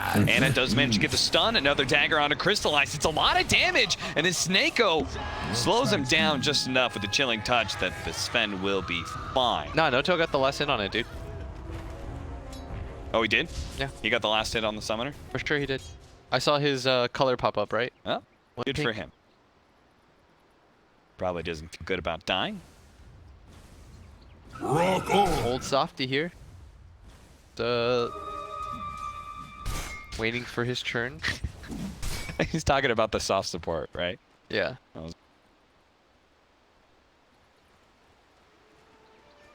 All right, well, the Legion Commander's 24 and 15. It's actually keeping pace with Thompson's heavy lead on the Zeus. Seb is 9 and 1, very similar score to the 7 and 3 of the Viper. The thing about it though is like, Well as a done. Beastmaster, you kind of assume your game's gonna be garbage. But the best part about BM is that all of his items nowadays are so cheap. Yeah. You know, you go Vlad's into Solar Crest, that costs nothing. Realistically, this hero just needs levels to be able to make plays. You no longer need like Necro Book 3 to make plays around the map like you used to with You just need like 2 items, and all of a sudden it gives you... Solar Crest, in its essence, I think is a very... Like, the item does everything for you. Yes. I don't want to say it's broken, but... I'll say it. You'll say it for I'll us. say it. Magical does manage to get the kill on Jarex, getting a bit of Got him. revenge. He's like, God, that wasn't even worth it for the experience aspect. I'm still a full level and some change behind Thompson, but if Thompson dies, it'll be all worth it for the mass TPs. Jarex gonna toss away the Viper, trying to save Thompson's life. Thompson, up good, high ground hit, will manage to get it. Magical claims the kill, he'll die. It'll be a 2-for-1 trade-off. But I'm sure Magical is at least feeling himself a little bit more than he was before. He got some vengeance for his rough laning phase. I mean, Thompson got saved and then he went back in to get the kill, so it's like no sympathy there. Yeah. Thompson is level 6 though, off Radiant of that kill. are scanning. Jarex Against the tossed him Thundergod's away. Wrath. Yeah, that was a sick toss from Jarex. It was, but he in fact went for the kill. Thompson went for the big plays. This is I mean, this is just like stylistic OG, right? They're gonna, Yes. Anna would do the same thing. Base boots up for the Sven. Radiant's middle tower is under attack. Lane gets a little bit harder for Anna now. Jarex drawn on the map that he wants to head up to the top lane where the duel is just not going to make it. Seb barely lived long enough to survive through the duel. Doesn't give away the bonus damage, but Dire's top tower Blizzy is under still attack. able to get the one-on-one kill. Such a better laning phase though for Navi this game. And we talked about how both teams, you know, stylistically they feel very similar. Yep. In that both teams want to be able to snowball and just sort of like take over. This time around, we're seeing Navi off to that good start. And I think Blizzy has to be... Blizzy's doing the greedy thing where he pulls the camp over to the easy camp, farms that, but that just means the supports of OG had time to be able to set up on this kill. Gets the Primal Roar, inks while stunned, chaining it nicely. You would 3-man rotation, gets the kill on the top CS leader. Navi. And that's always been the thing about Beastmaster. Again, you hit 6, you can make plays, people can make plays around you, even though, yes, you have a lot of purge. Obviously, if you get rolled in that position, nothing you can do. regeneration.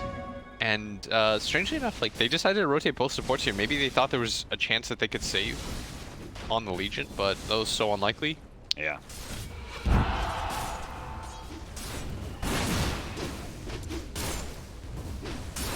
Smoke up from Jarex and No-Tail after they pop the shrine, moving together to see if they can kill the Legion Commander again. They know that Legion benefits off a strong laning phase and starts snowballing off those dual kills. And while they weren't able to get a 1v1, Does the Hawk see him? Yeah, it should, right? Yeah, it'll see the Ancient Apparition for sure. Okay, well now, in case you were wondering, Seneko is very, very dead. And possibly, it might be able to get Blizzy as well. Seneco's going to be chased down. Toss Avalanche now he's combo. used it. Blizzy actually are already using the press the attack, and now doesn't have a way to protect himself as he gets silenced up with the Inkswell stun going down. Chain stun. Zayek's actually going to be able to come in. Crystallize here to save the day. It's going to swing and hit Jarex, trying to get the cleave damage. They do manage to get the duel onto Jarex. They'll win that one, but a beautiful toss at the last second from Jarex. Right as he was about to get dueled, saved the Radiant's life bottom tower is under attack. of Seb's Beastmaster. he recognized that sinking ship. He's like, get out of here, dude. What a self-sacrificial play. This man does it all. He leaves last hits for his teammates, his cores, and he'll even die to save them in Dire's those top positions. tower is under attack. Truly Dire's a structures selfless, are fortified. soft support. 6-5, no clear big lead. Thompson's got quite the build, let me just say. Yeah, you like it? 4 Null Talismans He's a Skywrath mage now. in it travels. I really don't know how I'm supposed to feel about this. Get the reveal and the kill onto the Treant Protector. Dire's top We tower haven't talked is under about this, attack. but Treant Protector introduces just this very unique element that chip damage on towers Radiant's isn't a hard thing commit. anymore, Tower right? is You under have to attack. hard commit. We'll see Dire's how top tower OG is is able to under work attack. around that idea. As they Dire are full are committing to scanning. this tier 1 at bottom lane. It looks like Radiant's bottom Navi tower is under attack. not going to rotate to try and defend it. The thing about it is, if you get all the tier 1s out of the way Radiant early on, structures you are neuter a lot of fortified. tree strengths. You make it really hard for him to participate in fights. He feels like Night Stalker in that regard. Tree actually just wants to slow down the pace of the game, be Radiant's really bottom annoying in lane, tower has fallen. and then set up around the map. Dire's top But, like, the tower hero is feels under very attack. slow. More of that. And trying to protect the ward, and they will manage to do it. Jerix tries to retreat, but is met by Seneko and Zayak. Dire's top tower is under attack. That is one of my favorite chat lines, by the way. The where's your team? Yeah. I like how you thought about saying it. Yeah, I was like, I can't. But Radiant structures are fortified. Navi not going to slow down here. They're going to go for another smoke with Blizzy, seeing if they can get a duel somewhere here. Dire's top tower is under For attack. my glory. Jerix tries real hard to pull the damage off the tower, but they do manage to get the entrance. The smoke doesn't quite go their way, though. The immediate silence onto the... they're going to save him long enough to be able to get the duel. Looks like it. Duel goes out, and that should be a win for Blizzy. Maybe they're going to be able to catch him as well. The Primal Roar actually going down right as he gets bonked on the head and rooted up. But they don't have any follow-up disables. Now the Spectre actually popping his ultimate to be able to help get the kill on a Magical. Will jump over to where Blizzy's at. It's away from the tree. Radiant's middle Just gonna go tower is to this under bottom attack. half of the map. But they got to deal with mid lane. Mid lane's taking a lot of damage right now for the Dire's siege creep. structures are fortified. They want to be able to save this, Radiant's middle but tower is under attack. no levels of living armor anyways. OG doing everything they can to be able to force this tower down right now, and they should be able to do it. Their word is if the tree does have the living armor, but Radiant's middle tower has Well, fallen. the overgrowth only catching Jerix, who's already got the avalanche out, and Blizzy does not have duel up just yet. He's going to be bonked again. The Inkswell's going to protect him, though, especially against a Zeus. Double lightning bolts is pretty scary to play aggressive into, so they back up. Navi continue to lose more and more map control. and he did commit for the travels. Pretty curious builds. No Aether Lens, no force, just straight up travels into Blink. I think I sort of understand it. Like, you're playing around your mobility anyways on a hero like Zeus, and travels solves a lot of your mana problems since Yep. you're able to just like refill constantly. Yes. And it probably helps your position fights a ton. When I was playing the 4-position Zeus, This I was tried your to build. get- I'd slap you if did- this was your build. I did not go this build, but I did try and get the Boots of Travel as soon as I could after the Aghanim Scepter. I was gonna laugh. I Because was it like, feels so good. you played a 4 Zeus and you rush travels. That is just messed up. But it is multiple Null Talismans, maybe an Aether Lens, Aghanim Scepter into... Can I just think? Am I going crazy here? Is there any? I was thinking of some crazy mechanic in Dota last night when I was kind of tired. Would there be any? I don't even want to voice it. Sounds stupid. Like, You can't leave us on a cliffhanger now. is there any strategic advantage to denying your own wards? Like, if you could just from full, the enemy team spots it and you deny it yourself. So you want to be able to deny wards from 100% HP. Is that what you're saying? Thompson, he tries to go for the ultimate duel going up. Finally, it does go down. Magical's going to try and finish up that damage with another toxin. Not enough to get the duel, but they will get the kill. But Jerix is already joined No-Tail here in this river area, and they're going to try and catch at least one of these heroes. It's going to be Blizzy. He's going to be, oh, the blink away right before the avalanche. Runs through the tier 1 tower. OG fail to get the kill and... They did manage to get the Train Protector at bottom lane, but honestly, that kill onto the Zeus is much larger. Read like a book this time. Man, if Thompson had just popped that, his ult, Not in my nature. Yes. 1 or 2 seconds earlier, he gets the read on where the smoke is coming his way, then he could have dodged that gank, but sadly, his spider senses were just a little bit too slow there. The thing about that gank though is I don't think it progresses the game as much as you would hope. Yeah. Because you're not able to take a tower behind it. And so Navi has to just reset and go back into farming.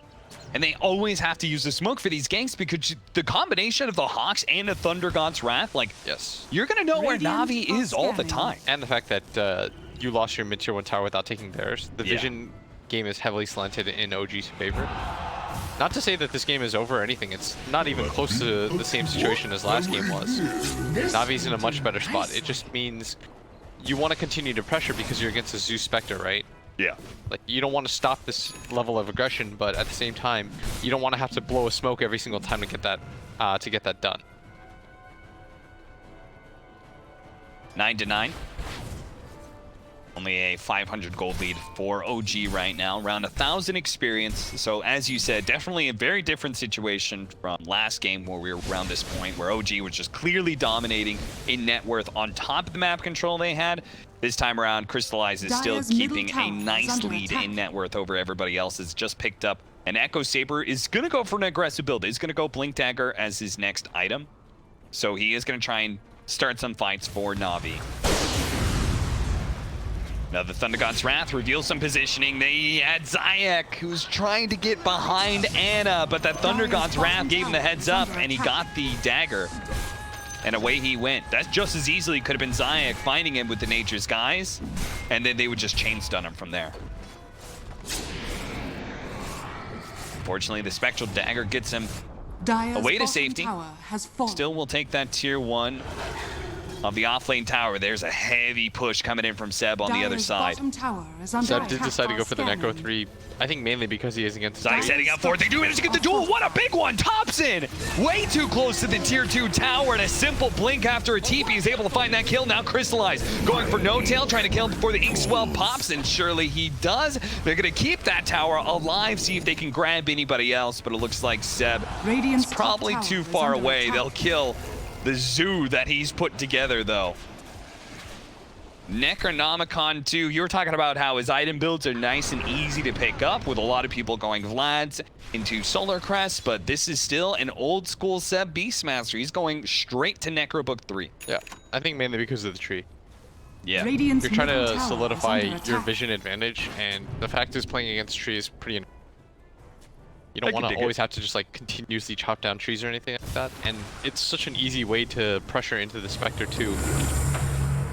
Zai quickly runs away from Magical, making sure that the two of them don't get caught. Magical may still be caught here because Jarex is just about to cut him off with an avalanche leading things off. There's a toss. Seb, is he close enough? He's trying to stay close enough, and Seb, it finally gets in toss range. Primal Roar to follow it up. These guys are sick good at getting last Dire's hits. middle tower Yes. is Even under the attack. Spectre, Ilu Haunt, was able to get the last hit on the prior kill. Now the Blink Dagger is up on Thompson, so with his Boots of Travel build, he's going to be all over the map, and he'll have the mobility for team fights to back it up. And that's the Blink Dagger picked up. Crystallizes the, an echo. Another smoke being blown, but sadly this time around it's Radiant's only top for the tower 5 has fallen. position, and Seb still managed to take that tower, so that's not going to feel. What? Jarex, you had to know No Tail was dead. All right, well that's 2 kills and a successful duel for Blizzy. That's not terrible. Not at all. They got to be out of smokes though. Yes. Like at this point, they've been going through so many smokes just to make any moves they can against this Hawk plus Thunder God's Wrath that they're just not going to have a whole lot to work with at 25, 30 minutes. I mean, in an ideal situation there, you're able to like get a kill deeper in, place a ward into the jungle, and pressure the Spectre, which is really what they want to do, is pressure the Spectre as much as possible. Dire's top tower It is always under feels as attack. though what OG's strategy is especially in the draft, I think they want to checkmate teams into the late game. It's going to be Like- a really big cool. Anna is going to get dueled up, and Magical is there with the Nether Toxin as well as a Rod of Atos to follow it up. Again, they don't need the dual kill on some of these big cores that they're getting between Thompson and Anna. Oh, look at this. And the Dire's blink. middle tower is under attack. Some away. But I do think that they try to put teams under the gun by Yeah. picking heroes like the Arc Warden or the Spectre, so that the enemy team feels like they have to make moves to like win the game. Whereas OG, even though they do that, if they get a lead in the laning phase, they're still willing to play really Dire's aggressive. middle tower is Just under because they attack. have the late game doesn't mean they want to go late game, but it's always that like backup option. Yeah. Zayek trying to get in position Dire's there for middle the tower overgrowth. has fallen. He's going to be saved by his Legion the Commander. Now two-man the two-man stun. stun with the overgrowth over the top. The Ancient Apparition Ice Blast nails both of them. No tails may tick out as Seb is definitely dead, and sure enough, he does tick. But Crystallize is super low, and Thompson only needs one big swing. And he's actually going to come back into the fight with the Haunt. Magical's quite low as well. Wanted to be able to stay around his Nether Toxin, but Thompson won't allow it. He'll just kite him around until the Lightning Bolt finishes him off. And they are going to find the majority of the cores there. The Legion does manage to barely get out of that position. And they're just... they were beating their heads to take this mid tower. They do eventually do so, so I'm sort of okay with that. I'm always alright with deaths that lead to towers. Okay. Personally. It looked like a much better situation than it was for the Sven to jump into. Yeah. But of course, there's going to be just so many abilities at range that OG can fire off, and they don't have to hard commit to anything. They can sort of test the waters with a lot of these spells. They've got the bolts, they've got the ulti from the Zeus, they've got the Spectre Haunt. That's the other thing that Spectre plus Zeus is such a good combo at. Like, they scout for each other. Thompson, a short blink away, a little short hop, and Blizzy, He's fast, man. he's so fast, actually. You're not getting him. This can't be good. Magical thought maybe he can get him with the long-range Rod of Atos, but He gone. great reactions there from Thompson. He certainly didn't mean to do quite a short blink, but any kind of blink under that pressure was good enough. They will be able to find No Tail in mid lane, though. Over this. He was trying to push that in with a stroke of fate. Spotted, killed. 18 to 14, that net worth advantage. Hopping around between the two teams. But there is now the Radiant Spectre. So she has been outclassed against the Sven when it comes to farming speed. That's pretty natural, but now that she's got the Radiance, it's looking a bit easier for her. She's not as far behind as I think she should be. Yes. I think this is relatively, this is like well within the Thundergod's margin Wrath there. spats him, and immediately Thompson with Jarek's full jump forward. They'll be able to kill that Train Protector nice and easy. I think normally, because Sven has such a good flash farm mechanic, he's normally up like 3-4K. Yeah. Why do you think that Anna has been managed to like keep it pretty close? I think he's just been a part of a lot of fights. Yeah. That helps quite a bit. He is 2-1-5. High value priority targets, plus the Sven dying in that position where Anna was the direct recipient of that as mid lane. Magical. It's going to be Primal Roared here. The TP's coming in from the Ancient Apparition. The Magical's just not tanky enough. He will end up dying. Blizzy spotted by the Thunderbolt as well. Not going to be able to blink right away. Shouldn't be any danger, but there's certainly nothing that Navi can do but run. Crystallize. Radiant's middle Blink for tower blink. is Jarek's under managed to attack. dodge that stun. Oh, that was neat. Thompson will be able to get the vision with the Thunderbolt, meaning Crystallize cannot get away from this, no matter how fast he is. This combination of global map movement and superior vision makes this Blink Dagger look super sick. I like this build a lot from Thompson. The move speed into the Blink Dagger. It makes sense because normally on Zeus you want some sort of like defensive item potentially. Yep. But your defense is the fact that your team's able to play this kind of offense. Yeah. The sort of blitzing style where you're able to just like Radiant's bottom consistently tower is under apply attack. pressure through vision alone.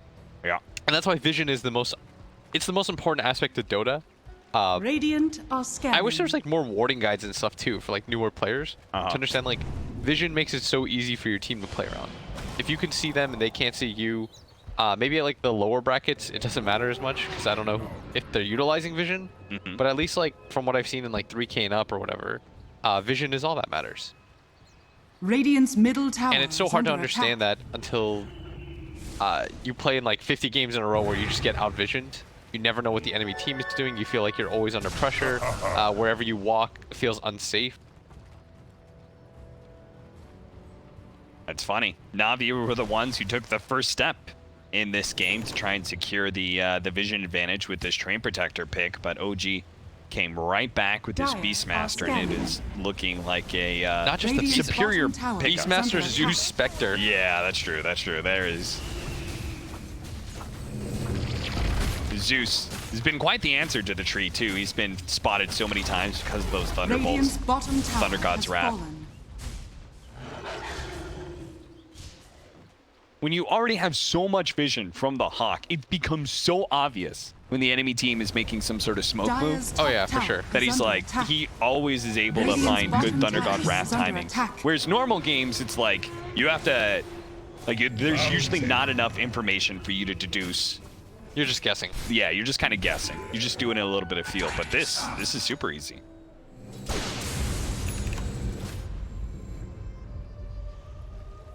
Magical, making the arrows, saying they're trying to rotate through right now into our triangle, and Jarex was trying to get some sort of positioning going there. Crystallize, blinking very far forward. Into No Tail he goes, and quickly chops him, and Twain, that will be one pick off at least, but Crystallize not able to get away very quickly, and Thompson using his advantage, his long cast range advantage, to put Crystallize under a bit of pressure there.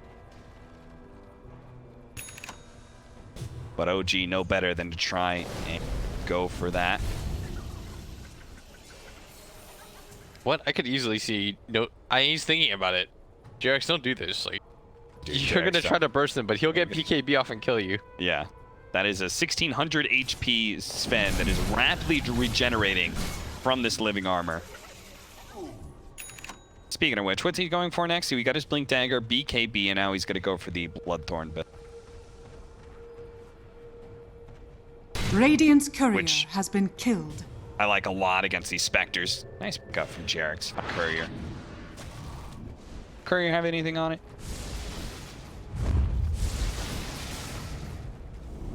Regeneration.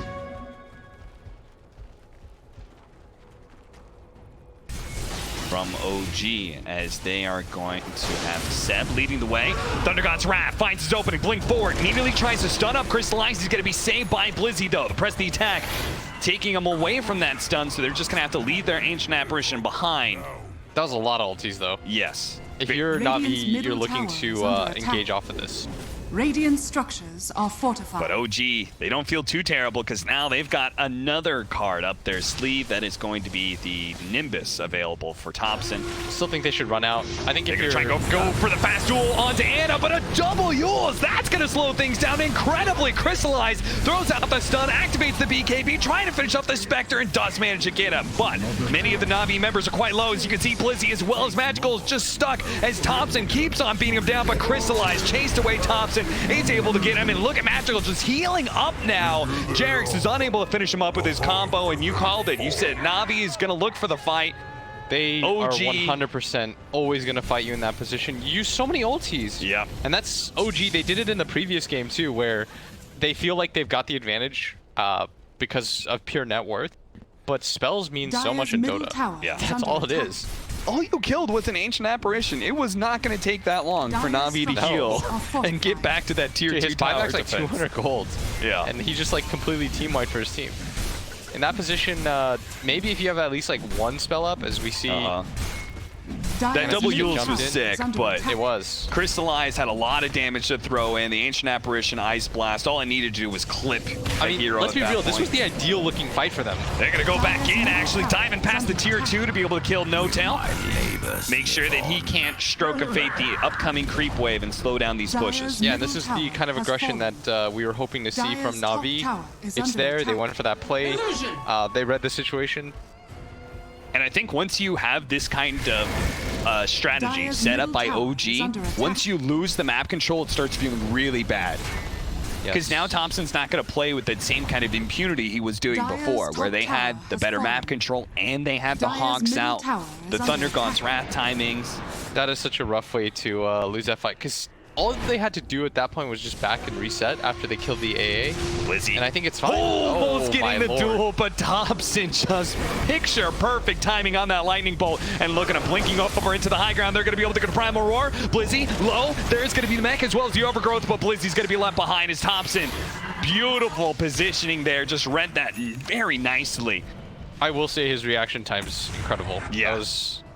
That was so well done, as they know that Zayats is in here, and the Sentry Ward is near him, as well as the Hawks coming through, so he's going to go for the full Radiant are retreat. scanning.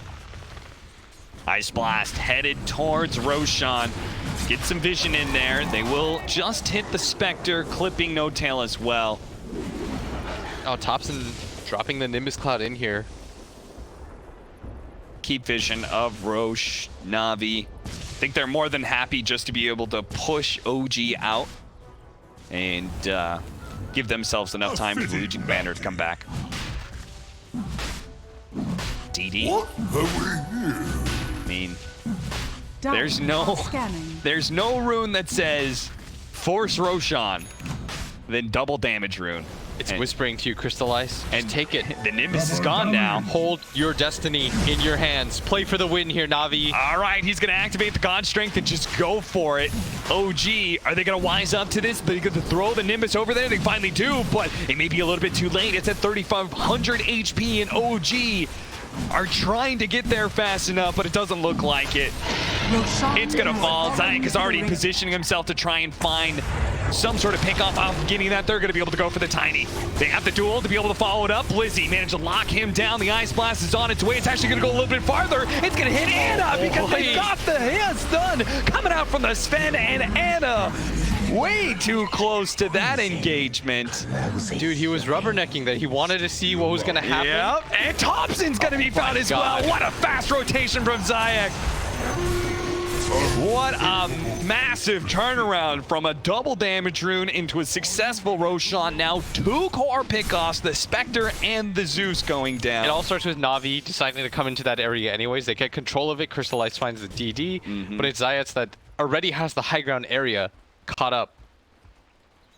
And Anna just decided to hang around. Yeah. He gets caught incidentally. He wasn't even, he wasn't even the main person they were trying to kill. I think he just wanted to see if it was a solo tree, which of course it's not, because they just took Roshan. Yeah. They gave you the info for free, and now all of a sudden, Navi in a great position. I love that Snako made like the instant read of like, they don't need my Ice Blast for this dual kill. Let's keep it going. Yeah. And see if I find somebody else. And that's exactly what happened. Yeah. That was so well done. Middle barracks are under And that'll be a melee barracks. Possibly more here. Navi really going to see if they can force OG to buy back or maybe try and do some half-hearted defense that leads into kills. Double Primal Roar, but immediately a jump forward from Zions is able to get the overgrowth. An Inkswell on Jerix is going to try and jump in and continue this chain stunning, but they really just don't have any damage to back it up. The supports are going to fall here as Crystallize using his BKB to finish him off. Blinks back to the safety. They're still going to go for this around the melee barracks, but Thompson is up in 5 seconds. Have Navi stuck around a little bit too long because now they can't get away too easily, but unless they go in and actually kill out this Spectre, if they're going to be able to get the duel on him, it looks like that is going to be enough. Spectre immediately buying back though, haunting in, wants to be able to find some extra kills. Magical, he's going to be left to slow down the rest of OG. He's saying me and Zayats will hold OG back while the rest of you get away, forcing a buyback out of the hard carry. That's good enough for me. And he's going to BKB and go for it. BKB and does he not have a TP? No, he's just going to all in for the enough rest. to be able to get the barracks. Has fallen. If he had a TP there, that would have been a boss move. Yeah. But because he has the level 20 talent, the poison attack affecting the tower meant that he could get some permanent damage on OG at least. Oh, that was a sequence of events and a half. Yes. Very well done by Navi. We said both teams rely on momentum. OG tried to push their luck a little bit too much, and Navi, they definitely capitalized here. They played that so well. It's those little reads, like you said, the AA Ice Blast continuing to linger. Zayat's already walking onto that high ground, assuming that OG was going to mount the defense too late off of the Nimbus Cloud. That's not luck at all. That's just them playing things well. They made the little maneuvers that you don't really think about that just led to these overwhelming snowball opportunities. All of a sudden, they're up 6K. They're up 2 sets of racks. They're in a winning position. Absolutely. They've got 100 dual damage on this Legion Commander, so they're looking at like a team that can really contest Spectre for late game as well. If this game stalls out for another 20 minutes, I don't think they're going to be too far out of their comfort zone because these heroes all scale relatively well. It'd be better for them, of course, to be able to just lock down this second Roshan that's going to spawn in a bit of time and finish it off with that Aegis and Cheese. But we'll see if OG allows them that opportunity. At least we get a hype game, game 2. Yeah, certainly. We're closing in on some level 25 talents as well. Thompson already has his with the big arc lightning increase in Radiant's damage. bottom tower is under attack. Such a massive one. That's it. 35-minute bounty runes. Like a good bauble. Managed to get 3 for the side of OG. Even in a losing game, you could see they understand their game plan is entirely on map control. And even though they lost 2 lanes of racks, they come back, they immediately push out and try and get some map control again. And that's the benefit of having that travels right now, is it continues to allow you to push out the lanes. Yeah. You've got these, like, the entire zoo that comes out from Seb. He could just run down lanes, doesn't even need his hero there necessarily to do that.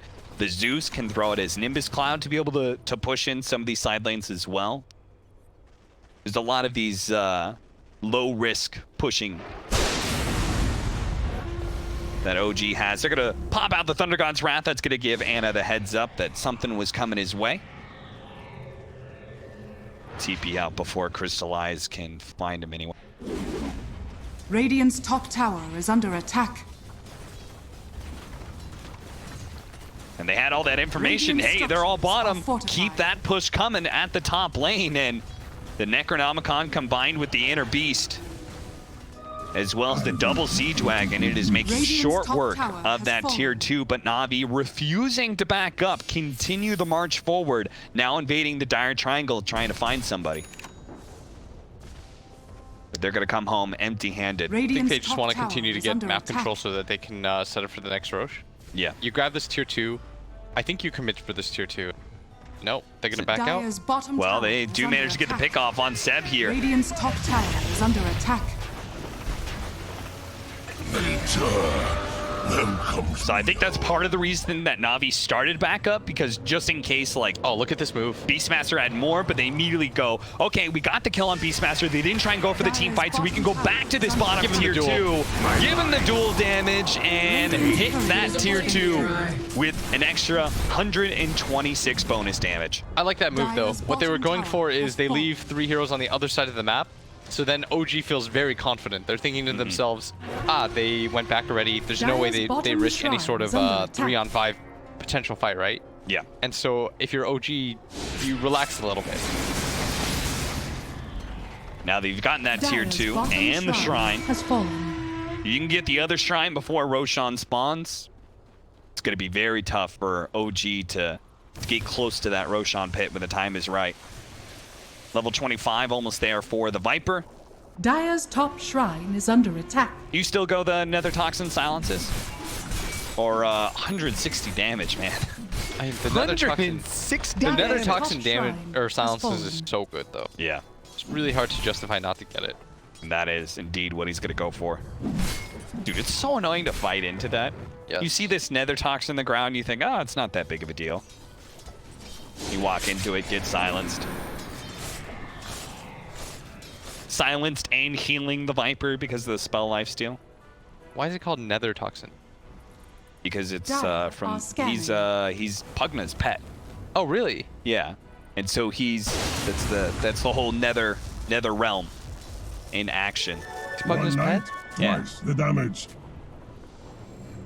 So like the lore, Pugna's real strong?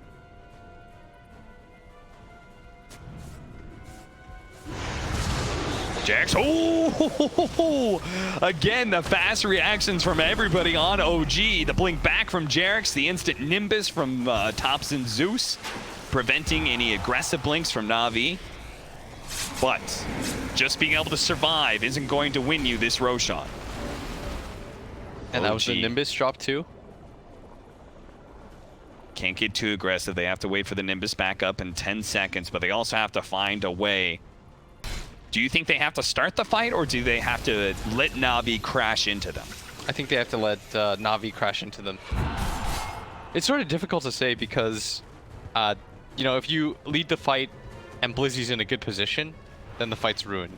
The Beastmaster and most of your damage is just going to get purged off plus the pipe. Yeah. I could very easily see a position where Navi just they withstand the chip damage that that OG have, because they don't have any like real strong like immediate burst 1,000 HP gone. They need the ability to like lightning 4 times in a row. Radiant's bottom 31 to tower 24 is as under we attack. approach the 40-minute marker. Navi holding a 6,000 net worth lead. That's going to increase even more if they can get the superior number of bounty runes, but if they don't, OG is going to get 3 once again. OG has how you made cut a it. good point of getting those. But I think Navi, I mean, they're at a point where they don't have to risk a whole lot, right? Like, who cares if they actually get 3 bounties over 2? Like, as long as we maintain control of this Roshan, Yes. we get that Aegis and cheese. What? I think it's game is. Okay, I think it's It's been 100% OG favored since the beginning. oh, that was the BKB pop Trying too. to get the Ice Blast in the BKB duel, but Lizzie's got a gem. Cannot afford to die here. Oh, but Crystallize managed to make the entrance, but it's only going to be the Grimstroke that they find with that jump. They activate a BKB, and what OG wants here is just a kite. They've lost the Grimstroke, but wanna get out. BKBs being heavily used here. They can go back in as soon as they fade out, and that's exactly what they were trying to do, but unfortunately caught inside the river. The Spectre That is dies such a weird right position. there. That is definitely weird. That is OG overstretching their hand, trying too hard to catch people. Yeah, they were going for some sort of weird block-off play as... And look at Jarex, he's doing the same thing here, trying so hard to be able to catch somebody. He's now gonna get ice blasted, jump forward from the Viper. He spotted Thompson, gets the Nether Toxin on him with the duel as well. That's gonna be another buyback coming out from OG as Jarex gonna fall as well. A third buyback already in this fight. And Navi, they have yet to use a hero. They do have the Spectre though, with that Inkswell. Stunning up, he's gonna be able to get the Ancient Apparition. That's Gem on the deck as well. With the tree, he can't make it up that cliff. That doesn't work anymore. So he's going to die as well, but no core's dead yet. He's going to be able to Manta, take off that Rod of Atos. They make their way back. They're trying to catch Crystallize right now, and they spotted him. Jarex managed to get him with the Blink combo, stall him up as best as possible, wait until your cores get here. They have the damage to be able to finish off Crystallize, and now it's Navi who may be forced into some buybacks of their own under the threat of Roshan, but the smoke up immediately from OG. Blizzy, whoa, he's just blinking straight forward the toss with the level 20 talent. Tosses him a little bit farther back, but fortunately he had the BKB, a BKB TP out. But he's not going to be able to TP into this fight. He's going to start booking it across the map to try and get to Roshan here. And is the Sven going to buy back? I feel like you buy back here for the Sven. Well, Roshan's almost dead, so it doesn't look like they're going to make that commitment. Jarex trying to get away. He had already used his buyback. Now the Sven's going to go for it, but Roshan, it's almost dead, and Jarex managed to get away from that Ice Blast, so he doesn't die. They get the Roshan, they get the Aegis and cheese, and it looks like a clean retreat from OG. I feel as Blizzy failed to get the duel, and if anything, Anna's going to go for it a little bit more as the Primal Roar does manage to get onto Blizzy. He's slowed down, though. Anna trying to make his way over there, but they have Jarex to be able to get the combo onto Blizzy. He's down to half health. The AoE press the attack is not going to be enough to save, but what a stun from Crystallize, hitting on the 3, and he rips Anna apart. That is just the Aegis, but Thompson, he doesn't have a second life to work with, and they still have the God Shrink, and they have a little bit of control as well. A lot of bit of control as the Rod of Atos holding him in place. The toss away. He has the stun, though. The Ice Blast to follow it up. Can Jarex do it again? No blink up for 3 seconds. Anna, if he dies here, this is going to be the game for OG, and sure enough, it is. They both die. Both Thompson and Anna, the carries of OG, both die and are dead for 2 minutes, and that leaves a wide open base for Navi to go ransack. I mean, somehow they're going to have to do this 3-on-5. The creep wave is already there, so there's no creep cutting tactics. Try and get the soul bind, force staff down to the low ground, just buy some time. Hope they separate, hope Jarex is able to find an opportunity for a pickoff here. And he's just going to try and cut the creep wave. That's what he was going for, but immediately gets stunned up into the Ice Blast, into a duel. 178 bonus damage. That is what Legion Commander's going to end with here, unless Jarex can start all things. There's no way. OG, they call it here, and this series is going to end 1-1. Navi get their revenge after a rough game 1. Come back in game 2, stall out OG just enough mistakes were made by OG that Navi took that opportunity and ran with it. That was such a weird sequence of events. It was like Navi was losing the game, then OG decides to make that move where they kill the AA, but then they start pressuring a mid-tier 2 tower. There's so many angles in which you can get opened up on, and I mean, that's exactly what happened, where they decided that they were going to try to take that fight. I just don't really see the upside of how they win that fight. They have no Thunder God's Wrath. They had used the Soulbind to that point. They had also used the Spectre Haunt at that point too. Yep. And then it was the fight where every core on OG seemed to just get picked off one after another after the Roshan. Yeah. And they still had a chance after that. Yep. But Anna being too far forward, and then he had to force his buyback. Just OG got very desperate to try and, whenever they made those buybacks, to like make this fight happen. yes. And Navi was very well controlled in their retreats and recognizing when a hero overextended and punishing it. But very well done by Navi. Yeah. Like, they made a lot of good game-saving plays, especially with the way that they used the Treant. Blizzy had a much better game than he did in the previous one. Yep. I mean, all their cores did. This is what Navi can look like when they have a somewhat even laning phase. Yes. That is exactly what they walked away with. Instead of getting stomped by OG in the laning phase, it went even. They found a way to be able to open up some team fights, bring the game into their favor. Very nicely done. I'm looking forward to watching more of these teams. That also means your prediction, there's no outcome. You said whoever won this series. Whoever wins this series, if they win 2-0, they'll... One's going to be top 8 and the other one's going to be 12th. Yeah. And so... Let's split the difference and say